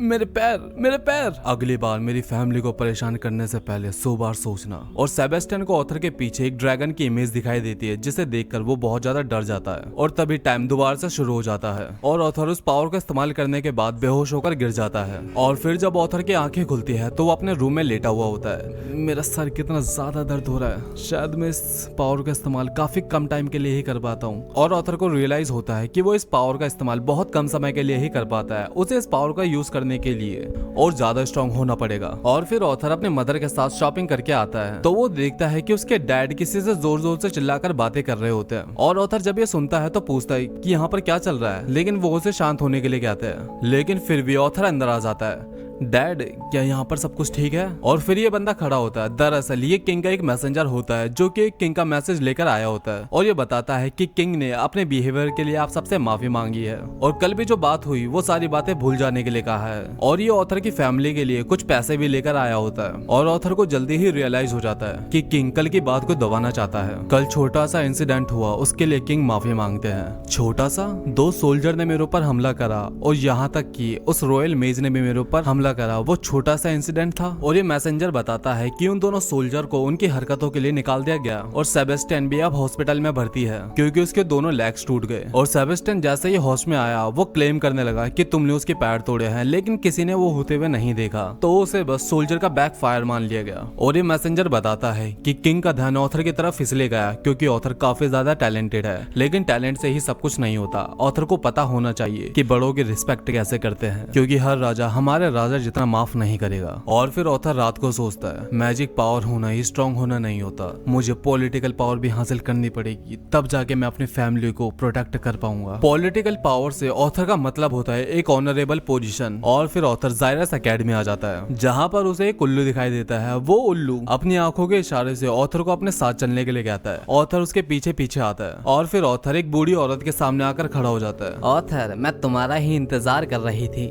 तुमसे मिलकर अच्छा लगा ऑथर लेविन। विंसन ने तुम्हारी काफी सारी तारीफें करी है, देखते हैं क्या वो सच भी है या नहीं। तो शुरू करते हैं। और फिर वो अपने मैजिक का यूज करके एक बैरियर बना देती है जिससे कि कोई उनकी प्रेजेंस को फील न कर सके। दरअसल ये लेडी जायरस मैजिक एकेडमी के डायरेक्टर है। दिखाओ तुम में कितनी ताकत है। और ऑथर सोचता है कि इन्हें इम्प्रेस करने के लिए मुझे ज्यादा पावर का यूज नहीं करना चाहिए, मुझे अपने थोड़ी बहुत ही पावर का यूज करना चाहिए जिससे कि इन्हें ये पता चल जाए कि विंसन झूठ नहीं बोल रहे थे। ऑथर अपने विंड मैजिक का यूज करके जमीन से कुछ पत्थर उठाकर डायरेक्टर की तरफ फेंक देता है, लेकिन डायरेक्टर उसे बड़ी आसानी से डॉज करके चकनाचूर कर देती है। यह देखकर ऑथर बहुत ज्यादा शॉक हो जाता है। ऑथर बिना कोई टाइम वेस्ट किए फायर मैजिक का यूज करके निडल बनाकर डायरेक्टर के ऊपर अटैक कर देता है, लेकिन डायरेक्टर उस अटैक को भी नलिफाई कर देती है। इन्होंने ये अटैक भी रोक दिया। और फिर ऑथर तुरंत अपनी कॉम्बैट स्किल का यूज करके डायरेक्टर पर अटैक करता है, लेकिन डायरेक्टर विंड मैजिक का यूज करके ऑथर को दूर फेंक देती है। लेकिन डायरेक्टर फिर भी ऑथर की स्किल्स को देखकर खुश हो जाती है। मैं तुमसे काफी ज्यादा इम्प्रेस हो चुकी हूँ। तुम कॉम्बैक्ट स्किल में भी अच्छे हो और तुम काफी सारे एलिमेंट्स का भी यूज कर सकते हो, लेकिन तुम में बस एक ही कमी है, तुम अपने पावर को काफी ज्यादा ओवर एस्टिमेट करते हो। लेकिन मैं तुम्हारे एक आखिरी टेस्ट लेना चाहूंगी, अगर तुम इसे बिना बेहोश हुए सहन कर जाओगे तो तुम पास हो जाओगे। और फिर डायरेक्टर अपने मैजिक स्पेल का यूज करके काफी हाई फ्रीक्वेंसी के साउंड निकालती है जिसे ऑथर काफी मुश्किल से ही बच पाता है। और फिर वो अपने स्पेल को बंद कर देती है। अच्छा ठीक है, तुम पास हो गए, अब तुम मेरे स्टूडेंट बन सकते हो। डायरेक्टर ऑथर से काफी ज्यादा इंप्रेस हो जाती है, इसलिए वो ऑथर को पर्सनली टीच करने के लिए कहती है, लेकिन ऑथर बस उन्हें घूरे जा रहा था। क्या तुम मुझसे कुछ कहना चाहते हो? और ऑथर उनसे कहता है, हाँ मैं आपसे कुछ कहना चाहता हूँ। आपके पास वो पावर और अथॉरिटी है जिससे मेरी फैमिली को प्रोटेक्शन मिल सके। अगर आप मेरी फैमिली को प्रोटेक्ट कर सकते हो तो मैं आपका स्टूडेंट बन सकता हूँ। और ऑथर की ये बात सुनकर डायरेक्टर भी शॉक हो जाती है क्योंकि देश का राजा भी उनसे ऐसी एक तरफा डिमांड नहीं कर सकता। तुम्हें खुद पर ज्यादा ही भरोसा है बच्चे। हाँ, क्योंकि मुझे यकीन है जो मैं डिमांड कर रहा हूँ मैं उसके काबिल हूँ और आप भी ये बात मानती होगी। और डायरेक्टर उसकी इस बात पर स्माइल करती है और अग्री हो जाती है। लेकिन जायरस एकेडमी ज्वाइन करने के लिए तो अभी तुम्हारी 3 साल की एज बाकी है, तो तुम क्या करना चाहोगे? मैं अभी तो अपनी लाइफ को एंजॉय करना चाहूंगा। लेकिन अगर तुम इस एज से एकेडमी ज्वाइन कर लोगे तो तुम बहुत ज्यादा स्ट्रांग बन जाओगे। हाँ मैं जानता हूँ, लेकिन मैं अपने ये साल एडवेंचरर बनकर इस दुनिया के बारे में सीखना चाहता हूँ और फिर उसके बाद मैं एकेडमी ज्वाइन कर लूंगा। और ऑथर की ये सारी बातें सुनकर डायरेक्टर मान जाती है। और फिर उसके बाद हमें ऑथर के घर का का सीन दिखाया जाता है। लेकिन ऑथर के घर पहुंचने से पहले ही विंसन ने ऑथर के एडवेंचरर बनने वाली बात उनके पेरेंट्स को बता दी थी। लेकिन एलिस ऑथर को बाहर भेजने के लिए बिल्कुल राजी नहीं थी। एलिस, कम से कम एक बार ऑथर की बात तो सुन लो। क्या सुनूं मैं? ऑथर अभी ही हमारे पास आया, अब वो खतरनाक एडवेंचर पर जाने की बातें कर रहा है। एलिस, तुम इतने ज्यादा परेशान क्यों हो रही हो? वो करना चाहता है तो करने दो उसे, और वैसे भी एक इंसान उसके साथ रहेगा उसकी प्रोटेक्शन के लिए। लेकिन एलिस फिर भी ऑथर को दूर भेजने के लिए राजी नहीं होती। लेकिन ऑथर उनको मनाते हुए कहता है, मॉम, अगर आप इतनी ज्यादा परेशान हो रही है तो मैं हर महीने घर आ जाया करूंगा। अगर आप चाहती है तो मैं उससे पहले भी आ जाया करूंगा। और ऑथर अपनी बात रखते हुए कहता है, मॉम, डैड, मुझे इस दुनिया के बारे में काफी कुछ सीखना है और मैं भी वो एडवेंचर और एक्साइटमेंट फील करना चाहता हूँ जो आपने फील करा था। अरे बेटा, तुम्हारी मॉम चिंता करेगी, ये तो नेचुरल है। जब मैं भी एडवेंचर पर जाता था तब भी तुम्हारी मॉम बहुत ज्यादा चिंता करती थी मेरे लिए। वैसे अगर तुम एडवेंचरर बनना चाहते हो तो हमें तुम्हारे साथ किसी भरोसेमंद को भेजना होगा। और फिर रैनोल्ड अपने सभी एडवेंचरर दोस्तों को बुलाकर ऑथर के साथ जाने के लिए पूछता है। अरे ना भाई ना, मैं नहीं जाने वाला इस बच्चे के साथ। अगर रात को सोते समय इसने मुझे मार दिया तो? अगर ऑथर ने तुम्हें मार भी दिया तो इसमें गलती तुम्हारी होगी। लेकिन फिर रैनोल्ड कहता है, लेकिन मैं इसके लिए तुम्हें ज्यादा पे नहीं कर पाऊंगा। अरे रैनोल्ड, बकवास बातें मत करो। ऑथर को ग्रो होता देखकर हम सबको खुशी मिलेगी। तभी जैस्मिन अपना हाथ उठाकर कहती है, मैं जाऊंगी ऑथर के साथ। और ये सुनकर सभी लोगों को झटका लगता है। जैस्मिन, तुम्हें तो बच्चे बिल्कुल नहीं पसंद। ओह जैस्मिन, हाँ वैसे अगर देखा जाए तो तुम्हारा जाना भी अच्छा होगा क्योंकि तुम्हारी कॉम्बैट स्किल्स काफी ज्यादा अच्छी है, तो तुम ऑथर के लिए बेस्ट चॉइस हो सकती हो जैस्मिन। और सभी लोग कहते हैं, हाँ जैस्मिन वैसे भी काफी ज्यादा पावरफुल है। वो अगेनेटर होने के बाद भी एलिमेंट को यूज कर सकती है और उसने कुछ टाइम पहले ही लाइट ऑरेंज कलर अचीव करा है, तो वो काफी ज्यादा स्ट्रॉन्ग भी है। और ऑथर भी जैस्मिन को थैंक्स बोलता है उसके साथ चलने के लिए। और फिर ऑथर अपने डैड से ऑक्शन हाउस जाने के लिए कहता है क्योंकि ऑथर को एक स्वॉर्ड चाहिए थी। और फिर ऑथर विंसन के साथ ऑक्शन हाउस में आ जाता है। ओ, तो तुम्हें एडवेंचर्स गाइडलाइन एंट्रेंस एग्जाम के लिए एक स्वॉर्ड चाहिए। यहाँ तुम्हें काफी सारी स्वॉर्ड्स मिल जाएगी, चूज कर लो जो तुम्हें चाहिए। और फिर ऑथर उस गोदाम के अंदर जाता है और ऑथर देखता है वहाँ पर बहुत सारी स्वॉर्ड्स और बक्से रखे हुए थे। और ऑथर देखता है वहाँ पर इतने सारी स्वॉर्ड्स रखी हुई थी कि ऑथर को चूज करने में काफी परेशानी आ रही थी। वो काफी सारी स्वॉर्ड्स को ट्राई करता है लेकिन उसे कोई पसंद नहीं आती। ऑथर एक ऐसे स्वॉर्ड चाहता है जिसे वो एक हाथ से चला सके, लेकिन उसकी छोटी सी बॉडी के लिए सारी के सारी स्वॉर्ड्स काफी बड़ी थी। और तभी ऑथर को ढूंढते ढूंढते नीचे एक रॉड दिखाई देती है। ऑथर उसे निकालने की कोशिश करता है लेकिन वो काफी ज्यादा हैवी थी। और फिर कुछ कोशिशों के बाद ऑथर उसे बाहर निकाल लेता है। ये एक तलवार तो बिल्कुल नहीं लग रही। ऑथर उसे उसकी मयान से निकालने की कोशिश करता है लेकिन नहीं निकाल पाता। तभी ऑथर अपनी माना पावर का यूज करने की सोचता है और फिर ऑथर को अपनी आंखों के सामने कुछ लिखा हुआ दिखाई देता है और सरप्राइजिंगली वो रॉड एक स्वॉर्ड में कन्वर्ट हो जाती है। वाओ, कितनी सुंदर है ये तो। और फिर ऑथर उस स्वॉर्ड को चलाता है लेकिन वो ऑथर के लिए अभी भी काफी ज्यादा हैवी होती है। सॉरी मिस्टर हेस्टिलिया, लेकिन मुझे आपकी बैरल पर इस्तेमाल करनी पड़ेगी। और फिर ऑथर उस स्वॉर्ड को उस बैरल के ऊपर इस्तेमाल करता है और वो बड़ी शार्पली उस बैरल को कट कर देती है। और ऑथर को जल्दी ही रियलाइज हो जाता है कि ये कोई आम स्वॉर्ड नहीं है। और ऑथर देखता है कि उसके ऊपर कुछ वर्ड्स लिखे हुए थे, डाइन बैलन WK4।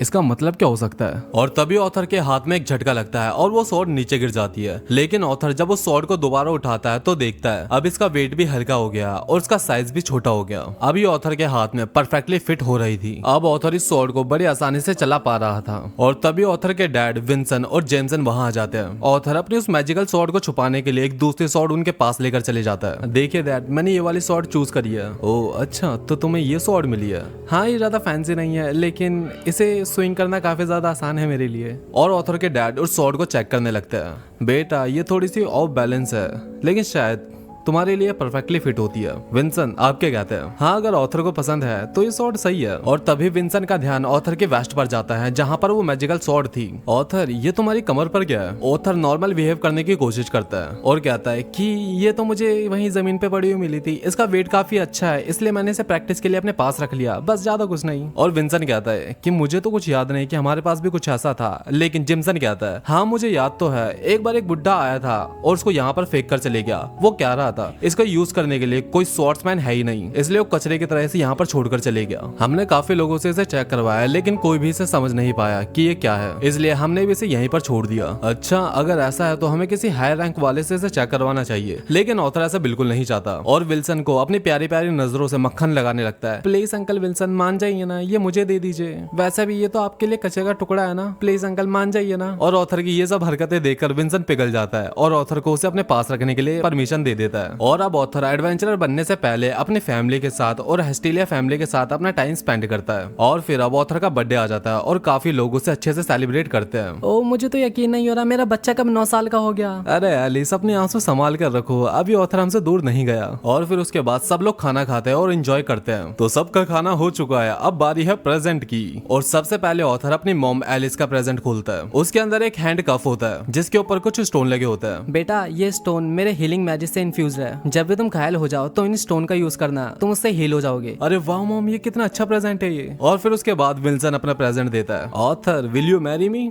नहीं अंकल, आप अंकल ही ठीक हो। क्यों बच्चे को परेशान कर रहे हो तुम? अरे मजाक कर रहा था। इसमें रिंग है, एक रिंग तुम रखो ऑथर और एक रिंग तुम रखो एलिस। जब भी ऑथर किसी खतरे में होगा तो इस रिंग का कलर हल्का हो जाएगा। इससे तुम्हें पता चल जाए कि ऑथर कब खतरे में है। अब हमारे प्रेजेंट की बारी है। इस स्क्रोल से तुम साउंड को प्रोड्यूस कर सकते हो और पता है इसकी कीमत क्या है? एक पैर और एक हाथ। अब भाड़ू क्यों परेशान कर रहा है बच्चे को? अरे मजाक कर रहा था। इस स्क्रोल से तुम अपनी माना पावर से एक मैसेज छोड़ सकते हो और एलिस इसका एक रिप्लाई भी कर सकती है। वाओ, ये तो काफी एक अच्छा गिफ्ट है। आप सभी के इतने प्यारे तोहफों के लिए शुक्रिया। मैं कल शायद आपको छोड़कर चले जाऊंगा, लेकिन mom, dad, uncle Winson, aunty Tahiba, Lilia और मेरे सारे दोस्त, मैं आपसे प्रॉमिस करता हूँ मैं पूरा हार्ड वर्क करूंगा जिससे आपको मेरी फिक्र करने की जरूरत न पड़े। और फिर एलिस ऑथर को गले लगाते हुए कहती है, बेटा फेमस होने पे बिल्कुल ध्यान मत देना और पैसे के पीछे बिल्कुल मत भागना। और फिर ऑथर पैकिंग करते समय सोचता है, आज के दिन से ये तो कंफर्म हो गया कि मेरे पास एक अच्छी फैमिली है, मेरे पास दोस्त है जिन्हें मैं काफी ज्यादा प्यार करता हूँ। मैं इन्हें कभी नहीं खोना चाहूंगा। अगर मुझे लगता है कि मैं उन्हें खोने वाला हूँ तो मैं फाइट करूंगा और उन्हें प्रोटेक्ट करूंगा। इसलिए मैं बस उनके लिए स्ट्रॉन्ग बनने के लिए जा रहा हूँ और मैं अपने पिछले किंग वाली लाइफ से कहीं गुना ज्यादा स्ट्रॉन्ग बनकर दिखाऊंगा। और फिर ऑथर पैकिंग करके नीचे आ जाता है जहाँ पर एलिस, रैनोर और लीनियर उसका इंतजार कर रहे होते हैं। ओ, तुम काफी ज्यादा अच्छे लग रहे हो। वैसे हमें यकीन है तुम एस रैंक एडवेंचर का एग्जाम पास कर लोगे। आपको सच में यकीन है?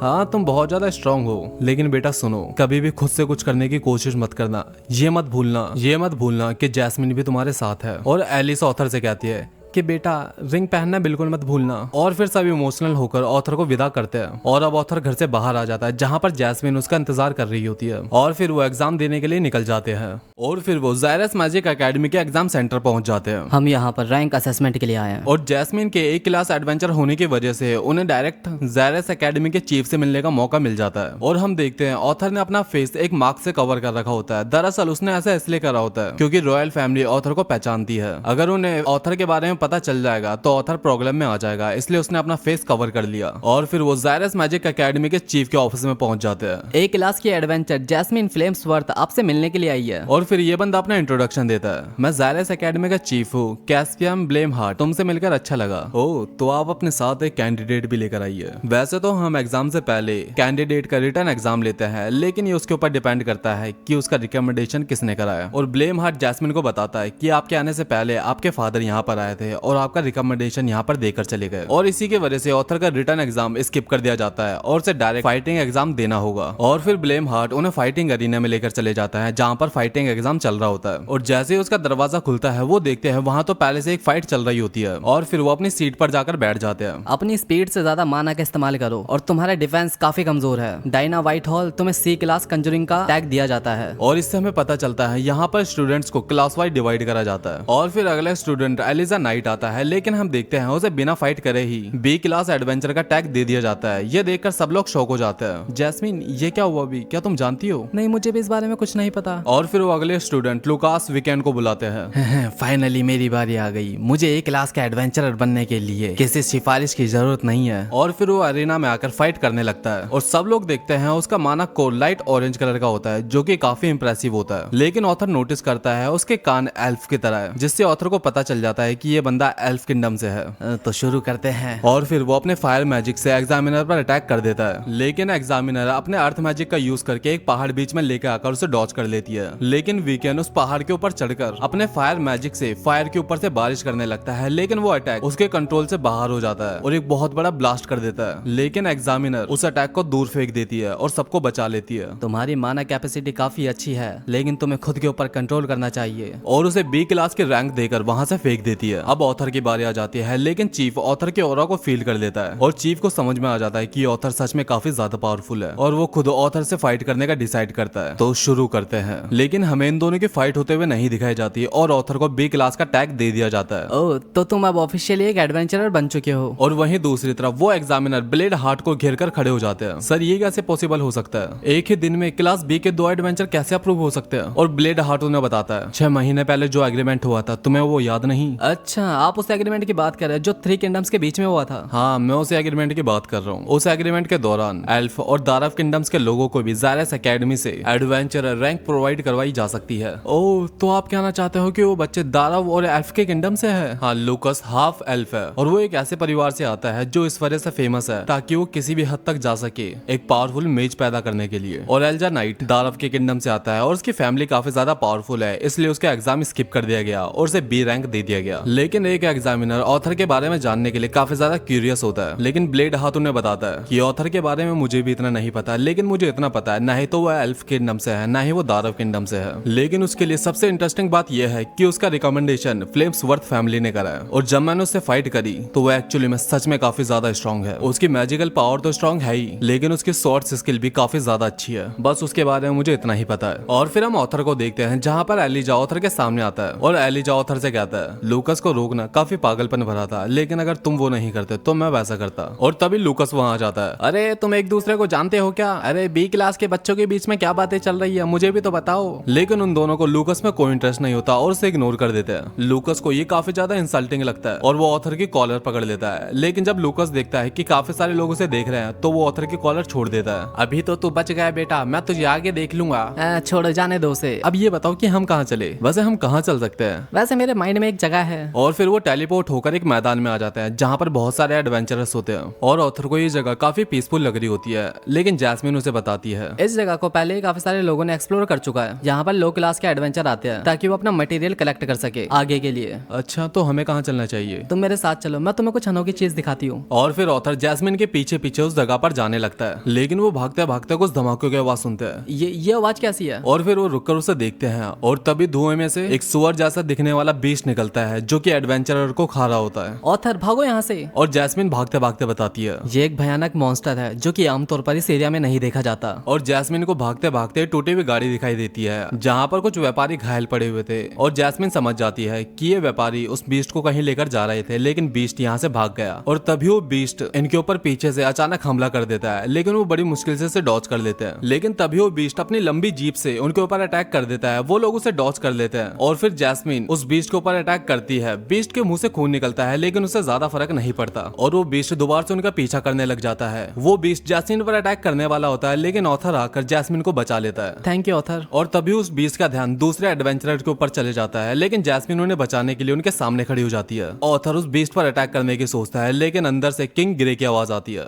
सही मोमेंट का इंतजार करो ऑथर। जैस्मिन ऑथर को बुलाती है, लेकिन ऑथर अभी भी इंतजार कर रहा होता है सही मौके का। और जैसे ही वो बीस्ट जैस्मिन के ऊपर अटैक करता है, ऑथर को सही मौका मिल जाता है और ऑथर अपनी स्वॉर्ड में फायर एलिमेंट की कोटिंग कर उस बीस्ट को मार देता है। और फिर वो व्यापारी उस बीस्ट को दोबारा से गाड़ी में डालकर वहां से चले जाते हैं। और फिर वो रात को आग जलाकर खाना बना रहे होते हैं और जैस्मिन बताती है मेरी फ्लेम्सवर्थ फैमिली ने दुनिया को काफी पावरफुल सॉर्सर्स दिया। पहले मुझे हमेशा लगता था कि फायर सबसे पावरफुल एलिमेंट है और मैं खुद को काफी लकी मानती थी कि मैं फ्लेम्सवर्थ फैमिली में पैदा हुई। लेकिन जब मेरी फैमिली को पता चला कि मेरे अंदर फायर को लेकर कोई टैलेंट नहीं है तो मुझे एक फेलियर बुलाने लग गए। और ये बात सुनकर ऑथर गुस्सा हो जाता है। क्या बकवास है, सारे एलिमेंट्स एक से बढ़कर एक होते हैं और सभी एलिमेंट्स काफी ज्यादा पावरफुल होते हैं। ये उसके यूज करने वाले के ऊपर डिपेंड करता है कि उसका माना कोर कितना ज्यादा पावरफुल है। तुम गुस्सा करते हुए कितना ज्यादा प्यारे लगते हो। लेकिन ऑथर को सच में काफी ज्यादा बुरा लग रहा था क्योंकि उसकी पिछले लाइफ में भी लोग उसे बेकार बोलते थे, लेकिन उसने काफी ज्यादा मेहनत करके खुद को प्रूव करा और एक किंग बनाया। और फिर जैस्मिन ऑथर से कहती है कि मैं भी पहले तुम्हारी तरह सब पे गुस्सा करती रहती थी, लेकिन मेरे टीम मेंबर्स ने मुझे एक दूसरे के ऊपर भरोसा करना सिखाया। और जैस्मिन की ये बात सुनकर ऑथर इमोशनल हो जाता है और अपने पास्ट को याद करता है कि कैसे उसकी फैमिली ने उसे पाला, कैसे तैसिया ने उसका साथ दिया और कैसे सारे दोस्त उसके साथ खड़े रहे। और ऑथर कसम खाता है कि उनकी प्रोटेक्शन करने के लिए वो काफी ज्यादा स्ट्रॉन्ग बनेगा। तो दोस्तों सीजन 1 यहीं पर खत्म हो जाता है। आई होप आपको वीडियो पसंद आई होगी।